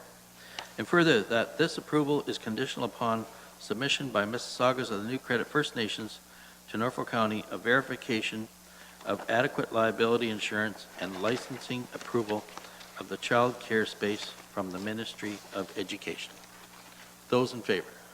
That is carried. Thank you. And now we're moving on to Norview Lodge. Who's speaking to this one? Ms. Moran. Through you, Mr. Chairman, I believe there's a report prior to that on homelessness that Ms. Van Prior to Dyke will that? present, and then I will Sorry. be pleased to present the Norview report. You're right. This is the Homelessness Prevention Services update. Sorry about that. All good. Thank you, Mr. Chair. Through you to Council, the purpose of this staff report is to provide Council with a status update on the 2-year pilot project to internally deliver the homeless prevention services that are funded by the Provincial Community Homelessness Prevention Initiative, or what we like to call the CHIPPY funding. Additionally, we are seeking Council direction on the continued service delivery model for one of the core components of the program, the emergency housing program. We are the Consolidated Municipal Services Manager for a spectrum of housing and homelessness services, but the subject of this staff report is specifically the homelessness program. By way of background, we did engage with a world-renowned consultant, Org Code Consulting, to undertake a program review of all of our CHIPPY-funded programs. We did that to ensure that we were running programs that were meeting the community need and in the most effective and efficient way possible. When the CHIPPY funding model changed in 2014, we grandparented in all of our previous programs and with a commitment to look at the whole system.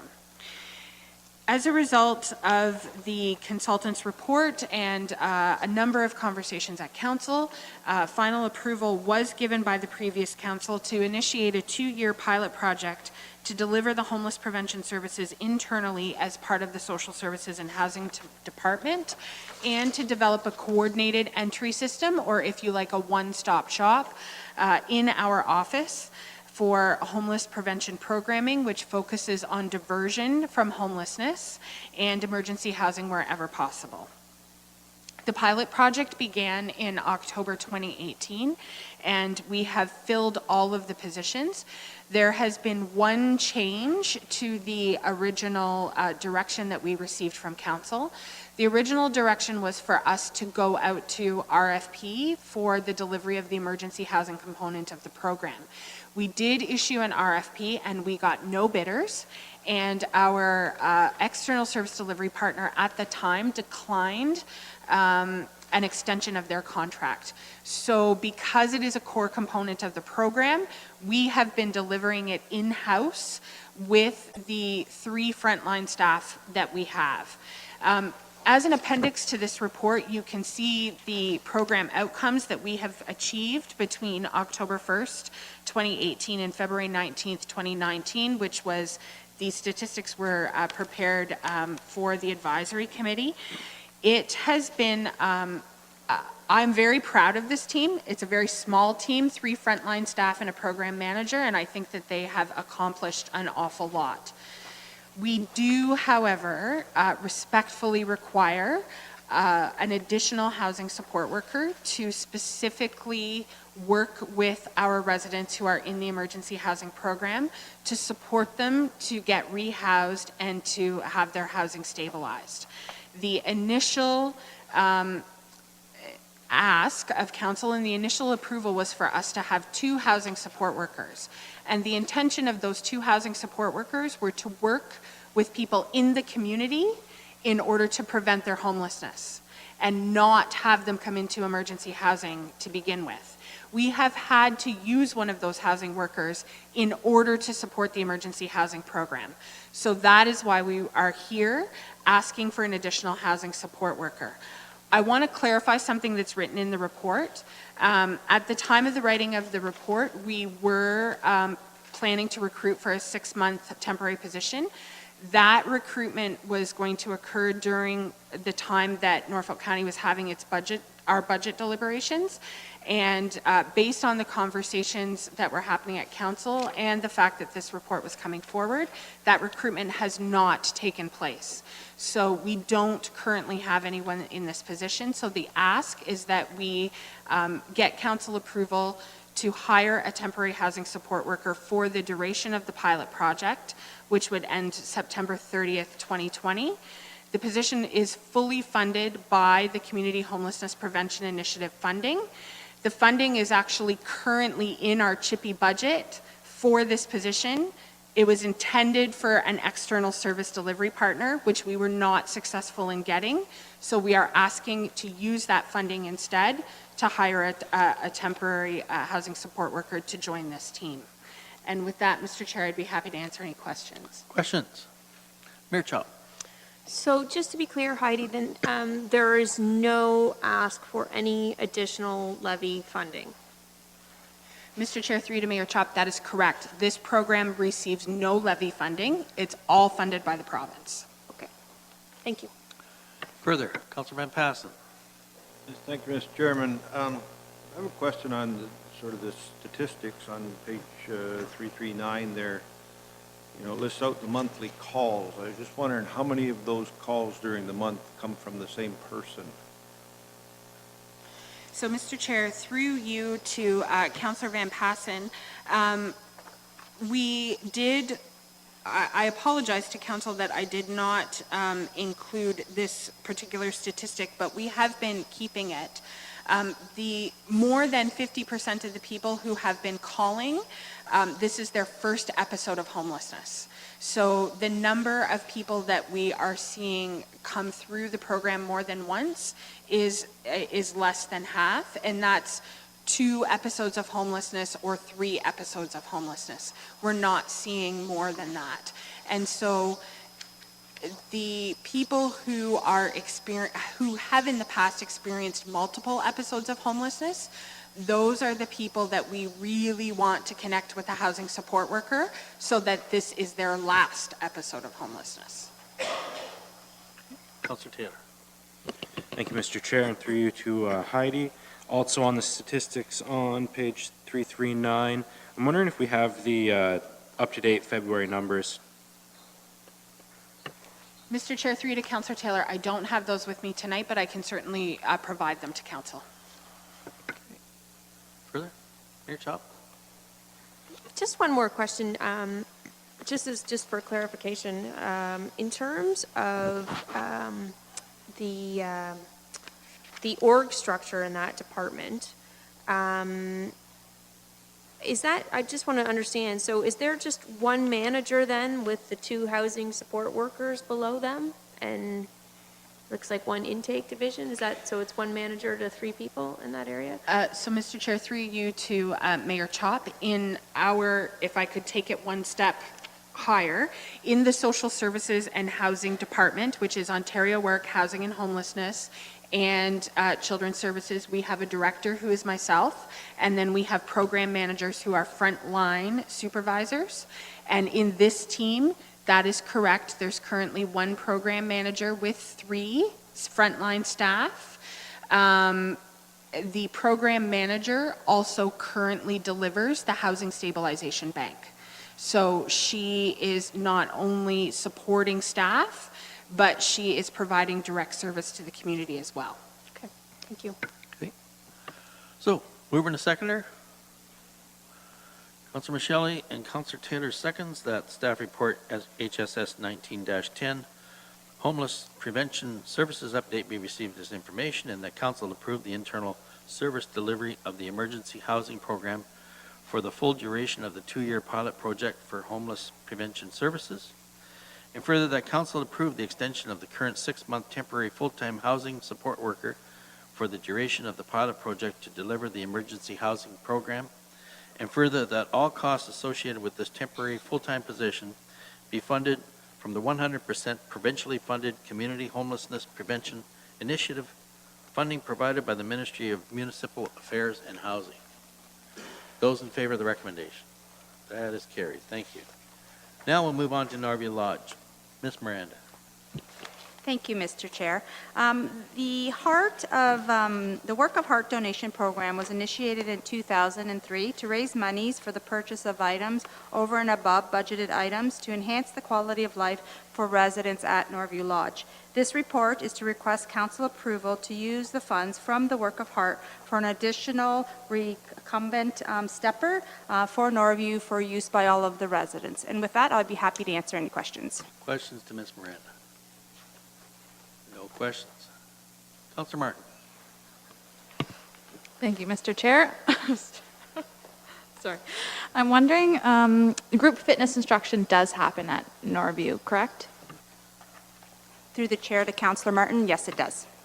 And are there other pieces of equipment available currently there? Through the chair, again to council, there's actually a gym with multiple types of equipment that are used by our physiotherapy team, but are available to all of the residents at Norview Lodge. The reason why I ask is just, I know that quite often senior fitness classes, they're able to use things like pool noodles and balls, like lighter, less heavy duty equipment, and it is just as helpful for them. But this equipment does look great. Okay, anything further? Need a mover and a seconder for the recommendation. Councillor Rabbits and Councillor Geisens. Recommendation that staff report HSS 19-15 Norview Lodge Work of Heart Fund Project Request Number 1, 2019 be received as information, and the council authorized the expenditure of $6,181 net HST for the purchase of a SCIFIT, SCIFIT, Step 1 recumbent stepper, and further that the approved 2019 levy-supported operating budget be amended to include $6,181 net HST to be provided from the Work of Heart Fund. Those in favor? Carried unanimously. Thank you. And now we'll move on to the Holden Avenue reconstruction project in the town of Simcoe. Is that yours, Mr. It is. Thank you, Mr. Chairman. Our one public works report tonight before you is on page 345 of your agenda. It is the award of contract for the Holden Avenue reconstruction in Simcoe. If you would like to turn to page 350, there's a map at the end of that report that just shows the location. It extends from West Street northward to Beckett Boulevard. This is just to the west of Norfolk General Hospital in that neighborhood. This project was previously planned for last year, and for a number of reasons, including a late start and some concerns of residents regarding the placement of sidewalks, that the project, it was deemed, it was not possible to finish that project before the snow flew. So the recommendation at the time was to hold off on that and retender it in 2019. That has occurred right now, and again, that's the subject of this report. So as per our purchasing policy, we had issued a tender. We had 42 companies pick up. We've received 9 bids, one of those being non-compliant. We are recommending the low bid from Morley's Contracting Limited in the amount of $1.935 million be awarded by law. There's some commentary from our colleagues over in Financial Services.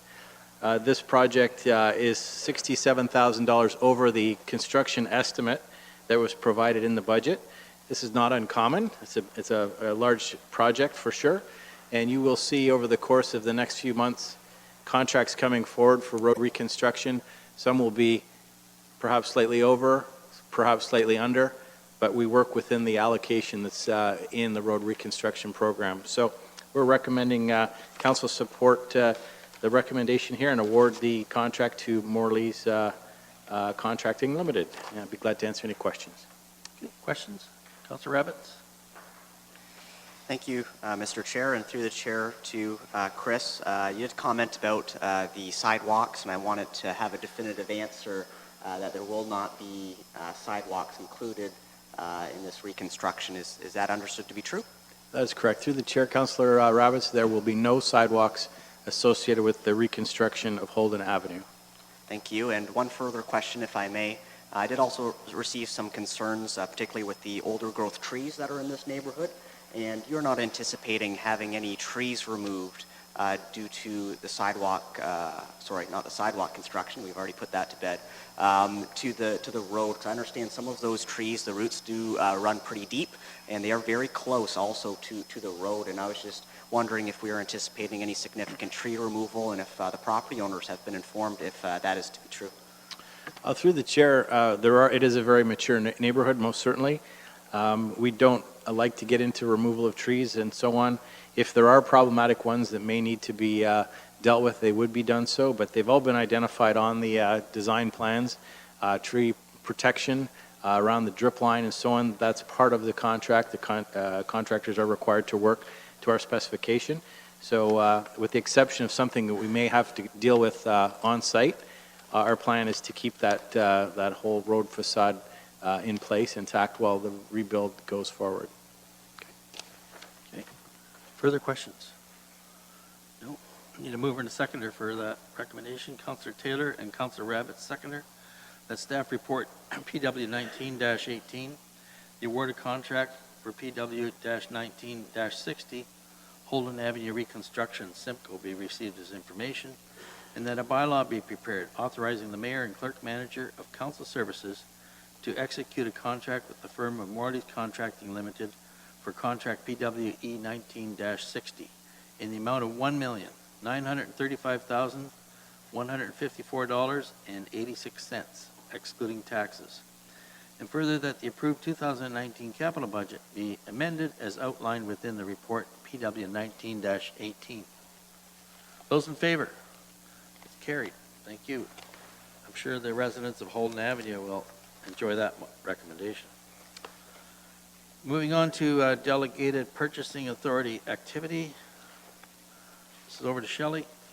Thank you, Mr. Chairman.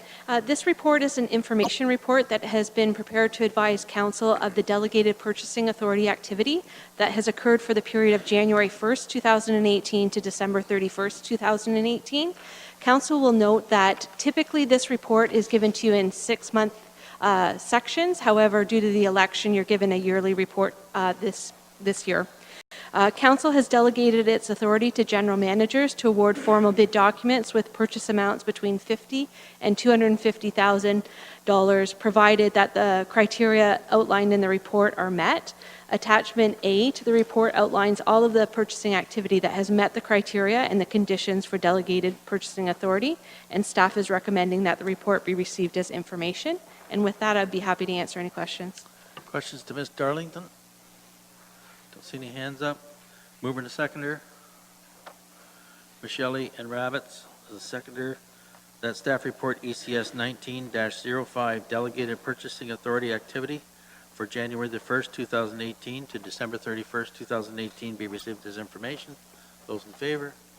That is carried. Thank you. The next one is the planning and arena user fee analysis. Financial Services, Mr. James Johnson. Thank you, Mr. Chair. So as staff take their seats, I'm going to have Kathy LaPlante do the introduction to the report. And I'd just like to say staff have worked very well on this report, bringing some good information for council to consider. We've worked, finance has worked with Pam Dusling's area, and Matt Vaughn's here to speak on that, and then also with Bill Cridlin's area, and Nikki Sloat had a lot to do with providing a lot of information, so I just wanted to give all them credit for providing this information before you today. And with that, I'm handing it over to Kathy to do introductions. To introduce the report. Thank you. Thank you, Mr. Chair. Through you to Council, as outlined in the report when staff presented the annual user fees report last December, Council requested that planning fees and ice rental fees remain at 2018 rates, and for staff to bring back a report with more details regarding the user fees. As a result, staff has conducted comprehensive reviews of these fees, which are outlined within this report, and has also provided a number of appendices for Council's review. In addition, staff has also made some recommendations for Council to consider related to the fee levels. In order to conduct these reviews, staff from Financial Services, Development and Cultural Services, and Community Services worked very closely, and we followed Norfolk County's user fee policy. It's Appendix A and B attached to your report. I'd like to just talk a little bit about the policy. When we presented the first report, we didn't really get an opportunity, or we felt that there was a little bit of a misunderstanding about the policy, and at the time, Council didn't have a copy of the policy. So hopefully we can explain some of the items and the processes that we follow. Excuse me.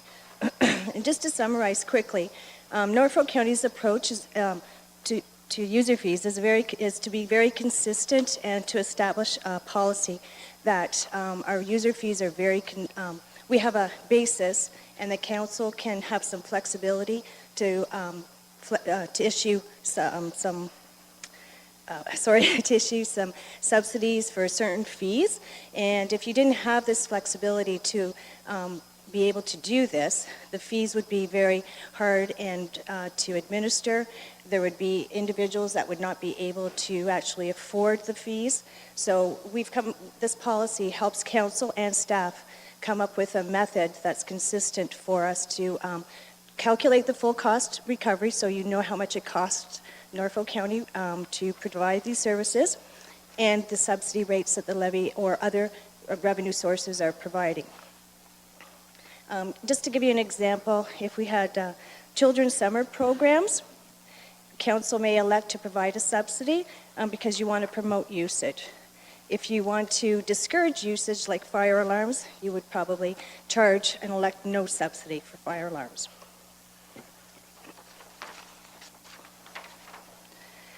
Just on another point, our fees generally include indirect costs, direct costs, and some overhead costs. There'll be compensation, benefits, vehicle rentals, supplies, services, etc. It'll include items such as insurance. It should also be, I just wanted to also, last time we talked about the number of fees we have. We have, I believe it was over 700 fees. We are diligently trying to do a review on each fee and provide a full cost recovery. However, I think with planning fees, for example, this will be the third review we've done. But generally, once we do the first review takes a long time. It's a lengthy process, involves a number of staff.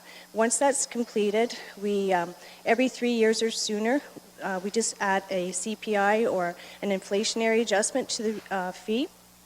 The reason for that is if we don't, the assumption or the basis is that our actual costs annually are going up, and if we do not apply a CPI or an annual inflation rate, when we do a comprehensive review, there may be a substantial fee increase in the third year.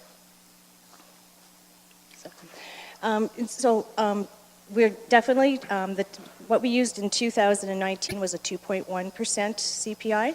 That was using the CPI index from April to April. We also conducted an analysis of our salaries and benefits and materials and supplies, and that came in around 2.8%. That was based on our proposed budget. That was not including any NBIs that council approved or previous council approved initiatives. So the 2.08% was close to the 2.1%, so that's why staff elected to use 2.1. So specifically, the fees are included in the appendices. There's various appendices C and E. We've included a recommended rate which may equal the full cost recovery rate or calculated less. It's provided to council, and it also included in that is the difference which develops or establishes your subsidy rate. Again, that's a council prerogative or if they elect to include a subsidy rate or revise that rate, we can do that. Appendix D and F just provides a little bit more information regarding the details or the components of the actual fee and how it was calculated. So that's just a really quick review on the policy, which is what I wanted to talk more about. With the fees in general, we have MAT and Bill Cridlin and myself and Catherine Fanning to my left to answer any of your questions.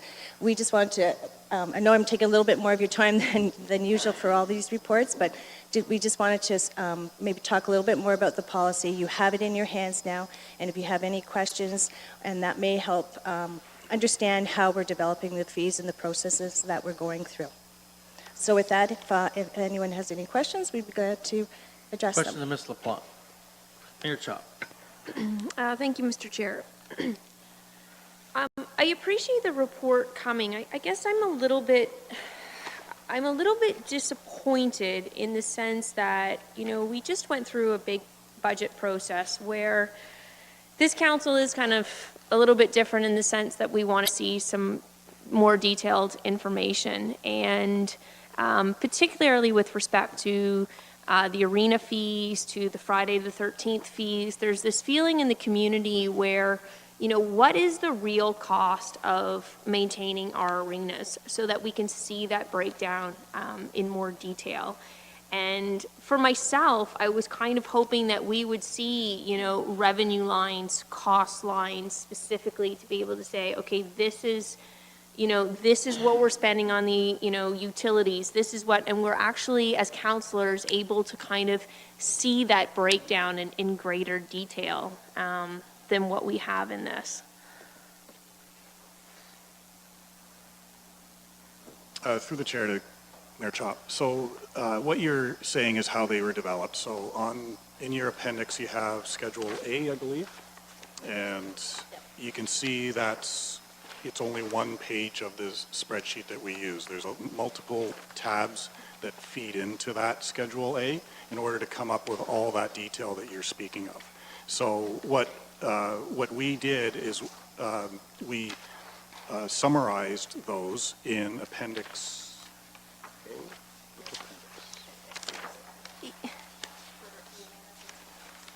So Appendix E and F.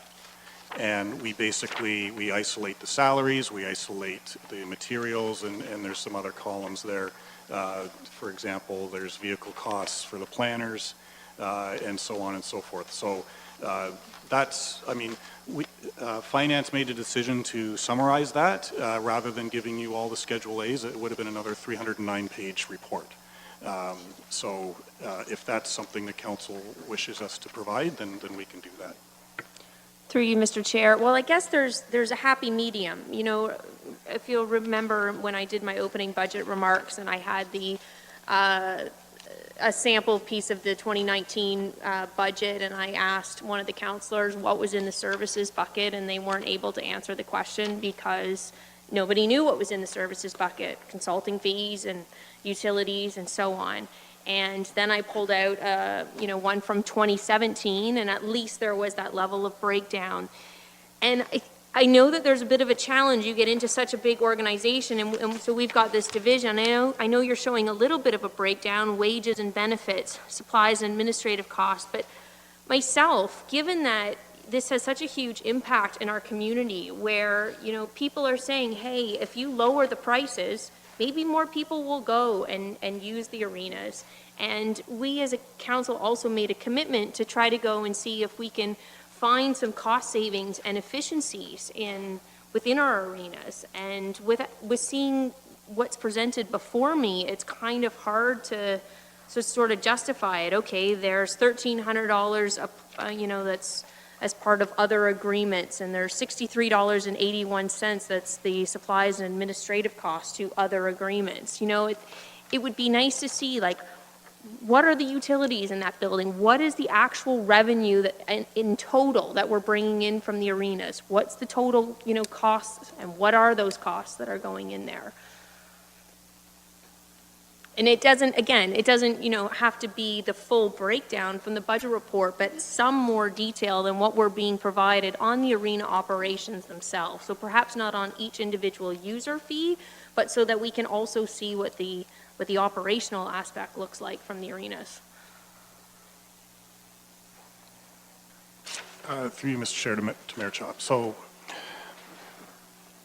that would require more work, obviously. I'm not sure what council wants to do, whether you want to defer this and have that information given to you.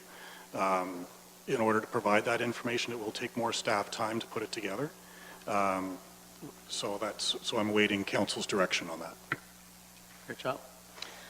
Yes, sir. Well, I would like to know how much revenue we bring in from the arenas. I'd like to know what our costs are on the arenas. I think that the public wants to know that. I think that there's frustration out there with the arenas specifically.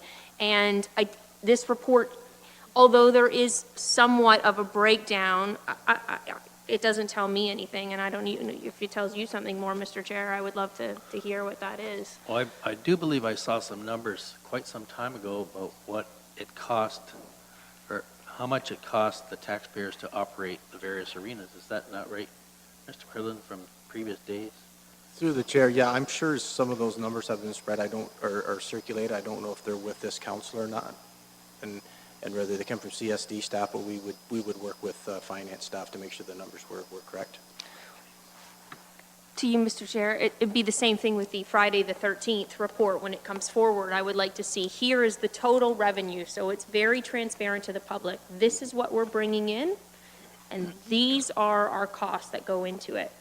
And revenue less costs, we can see where we end up, whether we're in the negative or, whether there's some money that's made there and where those funds then end up. And I think it applies in the same in the arenas. We know it's subsidized, but show us that whole composition of what we're making off the arenas. Is that understood, Mr. Cridlin and Mr. Johnson? I don't mean to be difficult. However, if we're asking staff to do more work on this report, I would request a council motion to that effect. Okay. Madam Mayor, are you contemplating holding up this particular recommendation right here that we have before us? Yes, sir. I would be tempted to move for a deferral until we had additional information, but I guess Sounds like it could be quite some time before we get it. I'm just wondering. well, I think that I'm sure that you've heard a lot from your friends that play hockey, and I think there's a lot of frustration out there with the arenas, and I think there's people that want to see more information from Norfolk County, and sometimes things take a little bit of time, and it might not happen tomorrow, but I think hockey season isn't starting here for a little while again, and it would be prudent to spend some time and for this council to actually be accountable to our constituents and give them what they're asking, and what they're asking is for more information on arena user fees. Okay, that's arenas. Now, what about the planning component of this report? Well, I have concerns with the planning component as well. I would have liked to have seen, were these recovery rates for one, are they based on 2014 occurrences? Are these current occurrences? How long are we, to me, would the planning fees not be more debatable at the time of including that in our development charges session, so we could look at them at the same time as we're looking at raising our development charges, which I believe is coming up? Through you, Mr. Chair, to Mayor Chop. I'm not so the development charges are not particularly related to planning fees. It is a separate bylaw. It's a separate way of generating revenue for future development.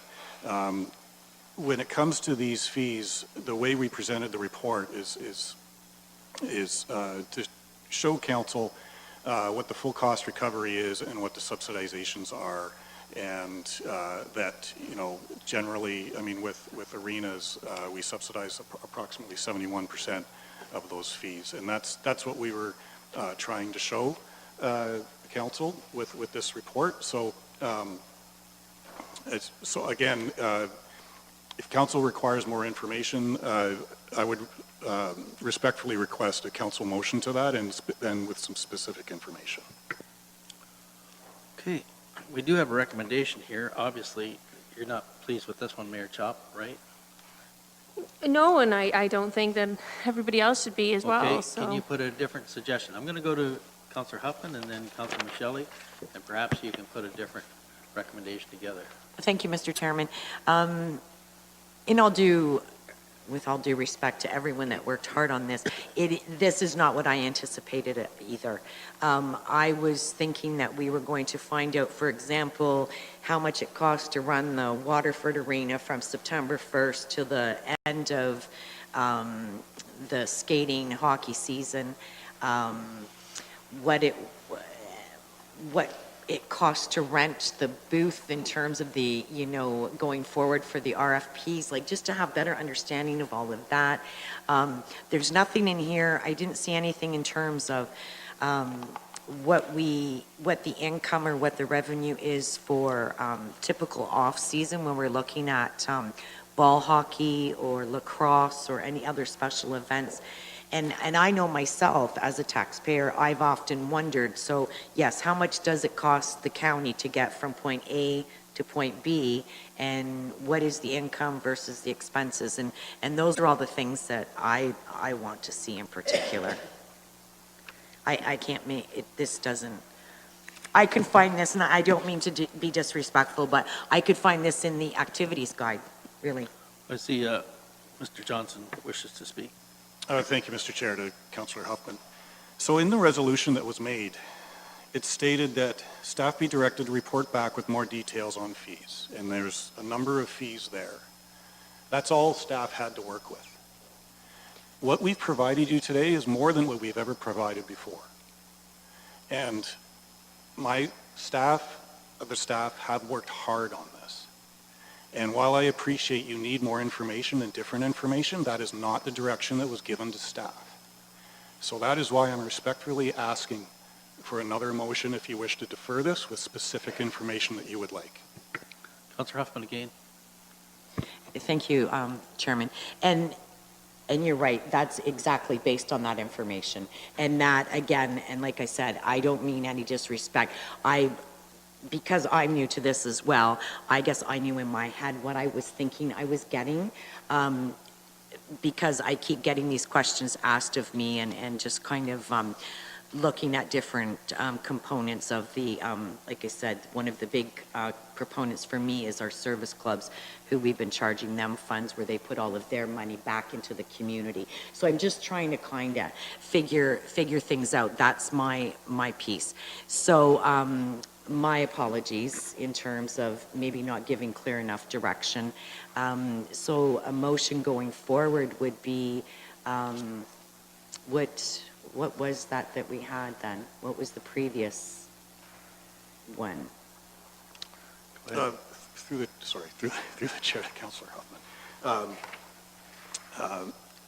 And as far as reading minds, I haven't been able to figure that out with my wife yet, so.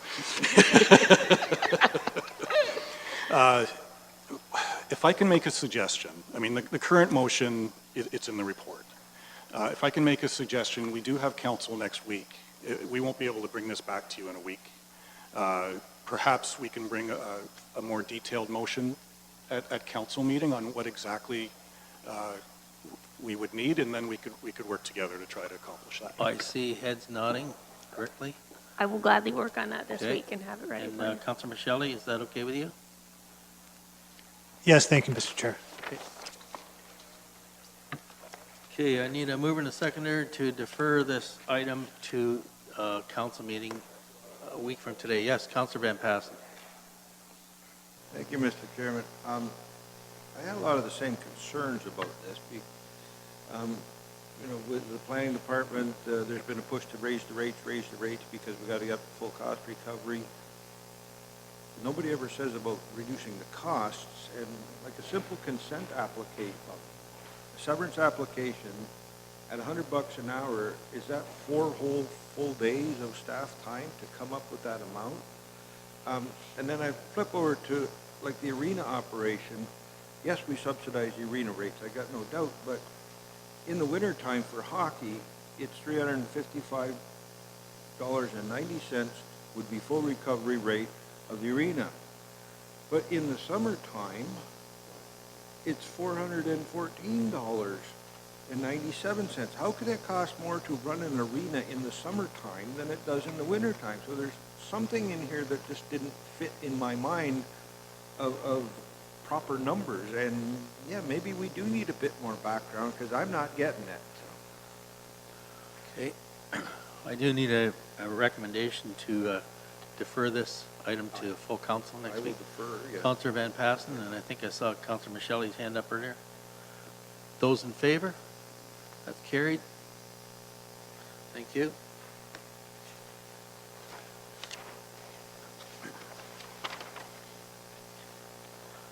Just one comment to Mr. Johnson. I almost had to make a trip over to the Eyeglass Center. The print on here is kind of small, and I was thinking about Mr. Taylor. Can that be changed? Yeah. You get the kickback there, right? Can that be changed for next time?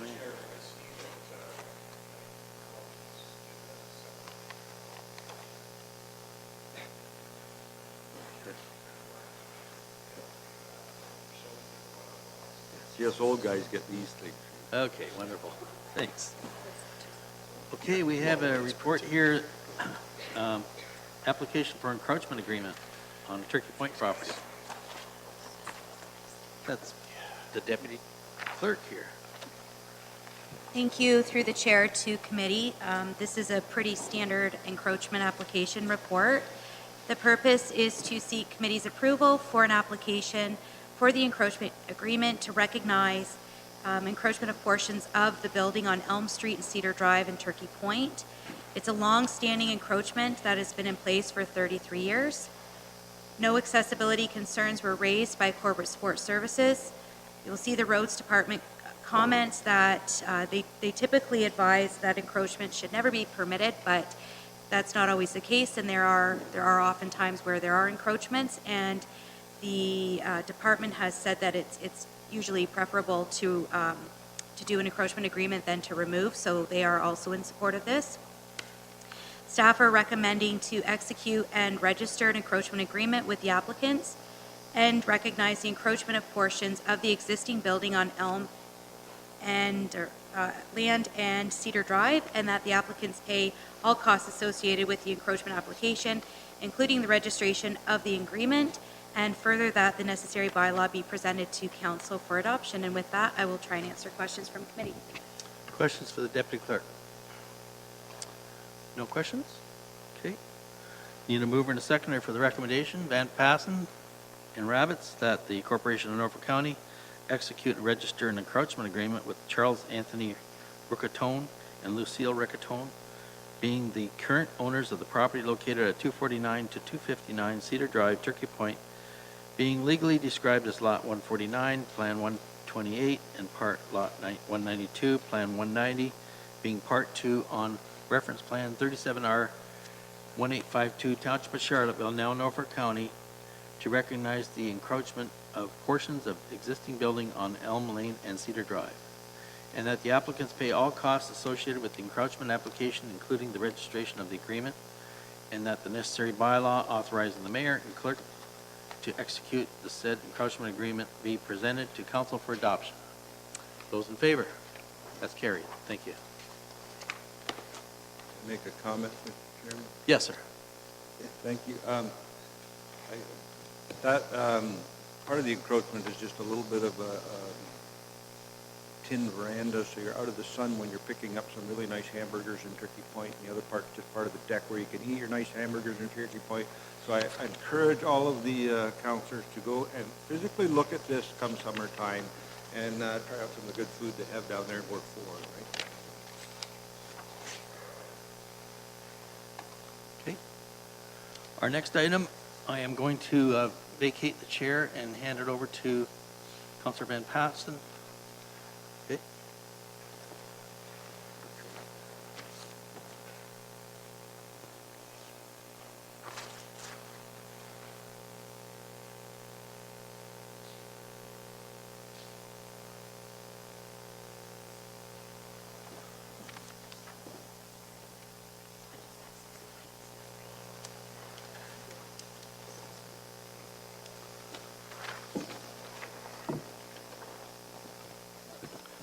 So we are on item number 9A, a motion to recruit the chief executive officer.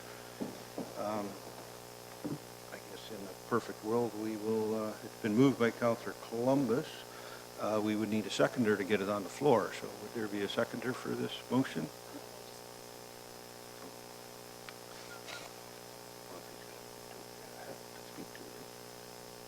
Does that make sense? Okay. Okay. We'll first call on Councillor Columbus for the logic for bringing this forward. Okay. Thank you, Mr. Vice Chair. Yes, I was reviewing the senior leadership team minutes that we received at the end of last week there, and I think it was March 6th was the date on them. And I noticed that there's been some discussion at the senior leadership team with respect to the CAO and the general manager's positions. It sounded like there was some challenges. So I did reach out to some of the general managers and talked about it, and I think some of the other folks have too over time.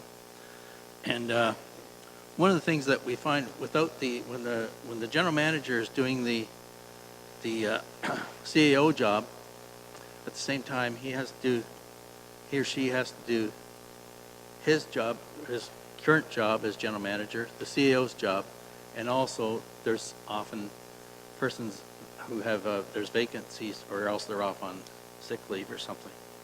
So that was one of the issues that was raised. So the other thing, we've all talked about being efficient and effective, and perhaps it's not as efficient and effective as it could be without the CAO in place. So what I'd like to hear is from each general manager to express any challenges that they've had with respect to serving the two roles plus filling a vacancy. I'd like to start with Ms. Miranda.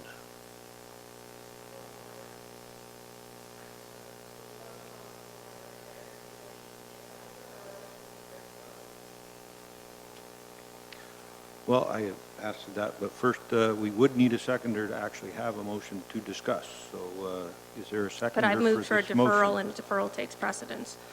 We haven't got anything to defer yet. So is there a seconder for the motion? Ian?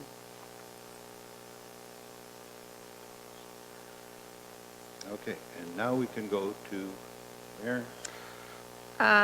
Mr. Chair, I would like to make a motion to defer this discussion until the council meeting on April the 9th.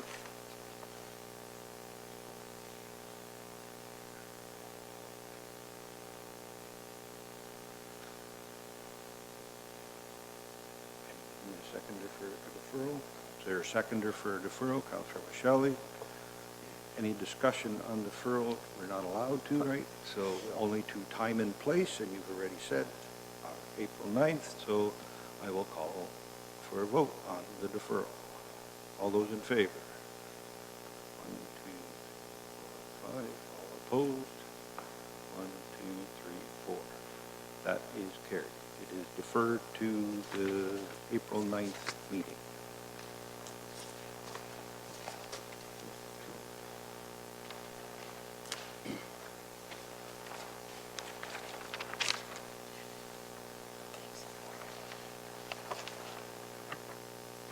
And I will vacate the chair back to the chair.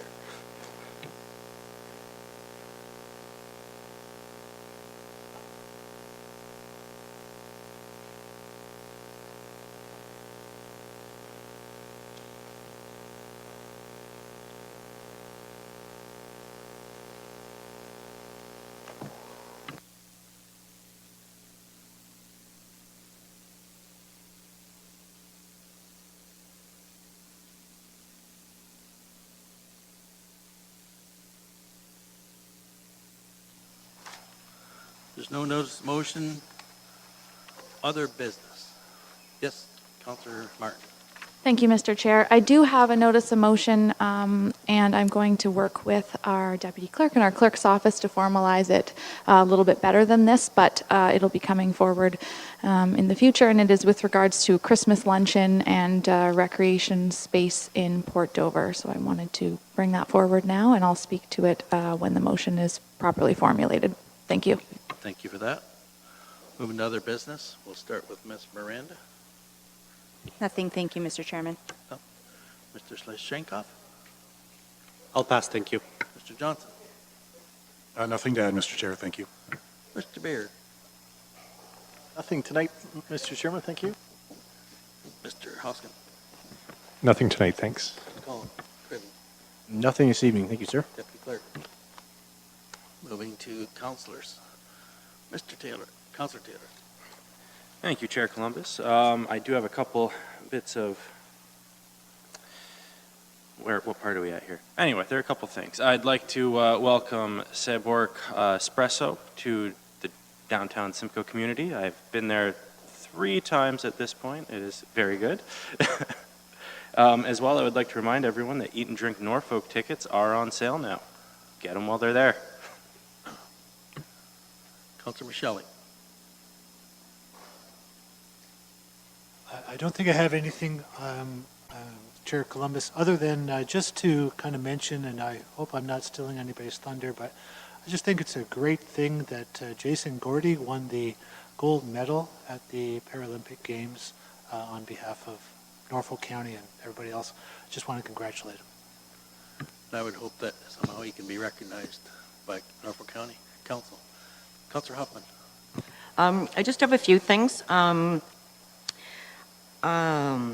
First off, I just wanted to congratulate the Waterford Lions Club on a successful skate-a-thon. I'm not going to actually say the number because I'm not sure if it's actually been released anywhere. I don't want to steal their thunder. But it was a large amount of money. And this was all earned primarily by school students from St. Bernard's, Boston, Bloomsburg, and Waterford Public School. So it's a great community engagement, and it's a good sense of ownership for all of the participants in the community. Along going with the ice theme, I just want a reminder that the Waterford Skating Club is celebrating their 50th anniversary on April 6th. 2 shows, 2 and 7 p.m. It will be held at Talbot Arena, and the guest skater is Elvis Stojko. I just wanted to kind of further notice, or details will come, but I will be holding my first town hall meeting on May 8th, and that will be for Ward 7, or any residents of Norfolk County are welcome to come. And I would like to personally offer, on behalf of Norfolk County, to our counterparts in Haldimand County. They've had a few tragedies in the last week or so. They've lost one of their high school teachers in that Ethiopian plane crash. There was a young gentleman killed on the weekend in an ATV accident, and then there was the tragedy involving that young little girl in Hagersville. So I think Haldimand's had a bit rough, so hopefully some brighter times for them. Thank you. Councillor Van Passen. Thank you, Mr. Chairman. I would just like to compliment our bylaw staff. This afternoon, my car was out there for 18 minutes longer than the 2-hour limit, and they nailed me for it. So I don't know if anybody I can went top. running out to see if I had one, but I didn't. I don't know if anybody can top that. Councillor Michele, I'll let you go. Thank you, Mr. Chair. I just want to also add, I want to commend Councillor Van Passen on his good sense of humor. Yeah. Councillor Geisens. Councillor Rabbits. Just a couple of things. First one, I want to acknowledge that we have the 11th annual Soup Art Bowl that's kicking off on March 21st. There's a couple rounds that you could attend, 4:30 p.m. to 6:30 p.m. There's another round at 6:30 p.m. to 8 p.m. Tickets are $35.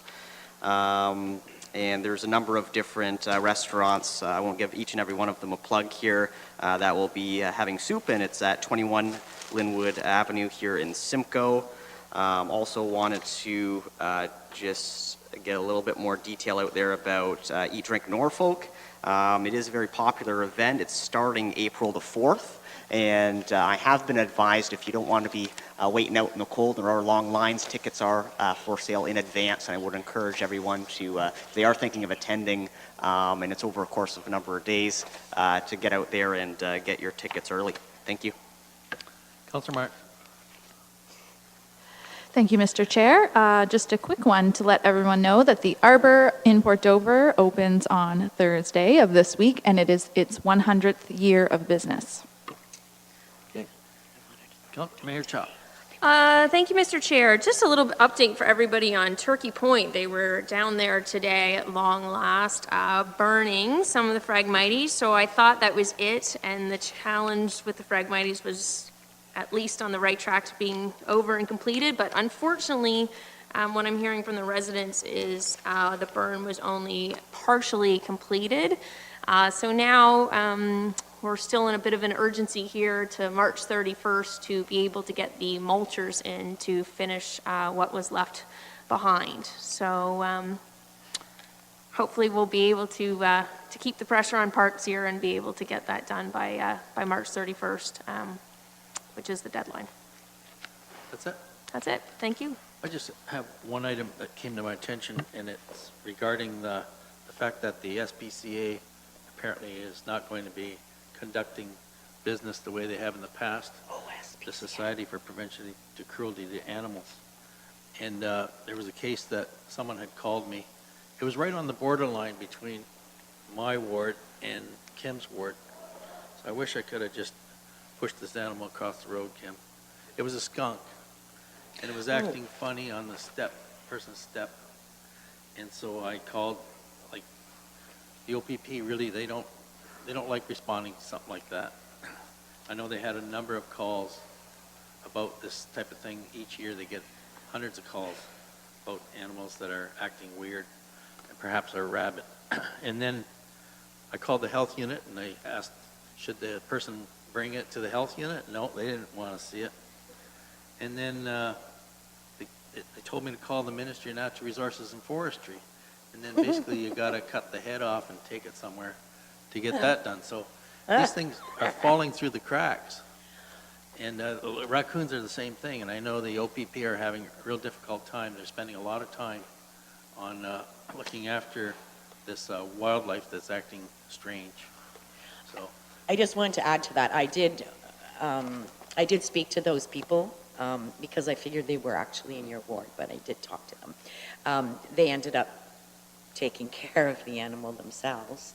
Okay. But the OPP, I think, received over 300 calls last year, and they are not in the position to be able to be responding to raccoons wandering aimlessly through the neighborhood or down the streets. That's not really their mandate, and they've been very explicit about that. So now there's no, we don't have a humane society or anything, or SPCA here in Norfolk County, and now really the whole OSPCA thing is all, there's a big rally tomorrow at Queen's Park, actually. I should have mentioned that. Yeah, so we really don't have anywhere to call. right. So some people are thinking that it should be the county or the health unit that responds to some of these. Well, I don't think the health unit could be a huge issue, and we don't really have a budget for it, right? Anything else on that subject? Councillor Martin? I just wanted to add my 2 cents to that. Thank you very much, Mr. Chair, for bringing that up, because this has been happening quite a bit in Port Dover, and it's also been carrying over to the coyote conversation. I think that this might be another conversation for council to have and pull on staff's ear on another day, because I know that many residents are having this problem, and they too are kind of having the runaround and not quite sure where to call. So great point to bring up. Okay. Councillor Rabbits? I realize this is another business and we're just wrapping up, Mr. Chair, but I think it might be in order just because I think you've got our gears turning with some of the concerns that you've just mentioned, and I have had a number of constituents contact me concerning animal control in general, the lack of an SPCA or a formal humane society in Norfolk County, concerns with the mandates changing from higher levels of government and their lack of response to some concerns to date. And I think it is in order to perhaps request of our staff a report in response to these changing mandates and what potential options or outcomes we could consider as a council. And I don't think this is of an urgent need, but I think it's a discussion that does need to be had. And if I were to put a target date, you know, it'd be wonderful for us to have this conversation before we have our summer break. And I was just wondering if maybe, you know, I don't know who necessarily to direct my inquiry to. Perhaps, you know, it'd be best if the clerk could respond if this is feasible, or if this is something that we should discuss at another council meeting. So we have an acting CEO. Where it should go. It would be called an action item? Yeah, I can. call Sorry, for through the action. chair, we've got two lists now that we have going. So we have a formal action item list, and that's where, through council resolution, we record, staff to be bringing back something. So if you wanted to do this by a resolution, or we also have more of an informal list that what I would do is, or Andy would do, is give this list to SLT, and they would discuss it and assign it appropriately. So I've recorded under an informal, and I can give it to Marlene. I don't know as acting CIO if she'd like to comment further, but that's how we could do it. I did see Marlene very interested. I would like Yeah. to provide her So opportunity to speak. Through the chair, staff are happy to bring a report back, but I would ask that we do have emotions because we will have to dedicate some resources to pull a team together because it's not public health or any one of our particular departments. So we can discuss it at SLT, but would respectfully request a motion with what you're looking for, and then we will work towards that. And maybe next week or following, we can give you a timeline on when we can bring something forward to you. So again, respectfully, a motion would be requested. Okay, if we have a mover, we can put that motion. Councilor Rabbit, did you have something in mind? I'm comfortable with, at this point in time, SLT having that conversation, keeping it informal, knowing that we will have a formal motion forthcoming, and I intend to work with staff to write that up. And I think it's just important to start the conversation early, and unless someone else has something prepared, because I was not prepared to move it as an item this evening.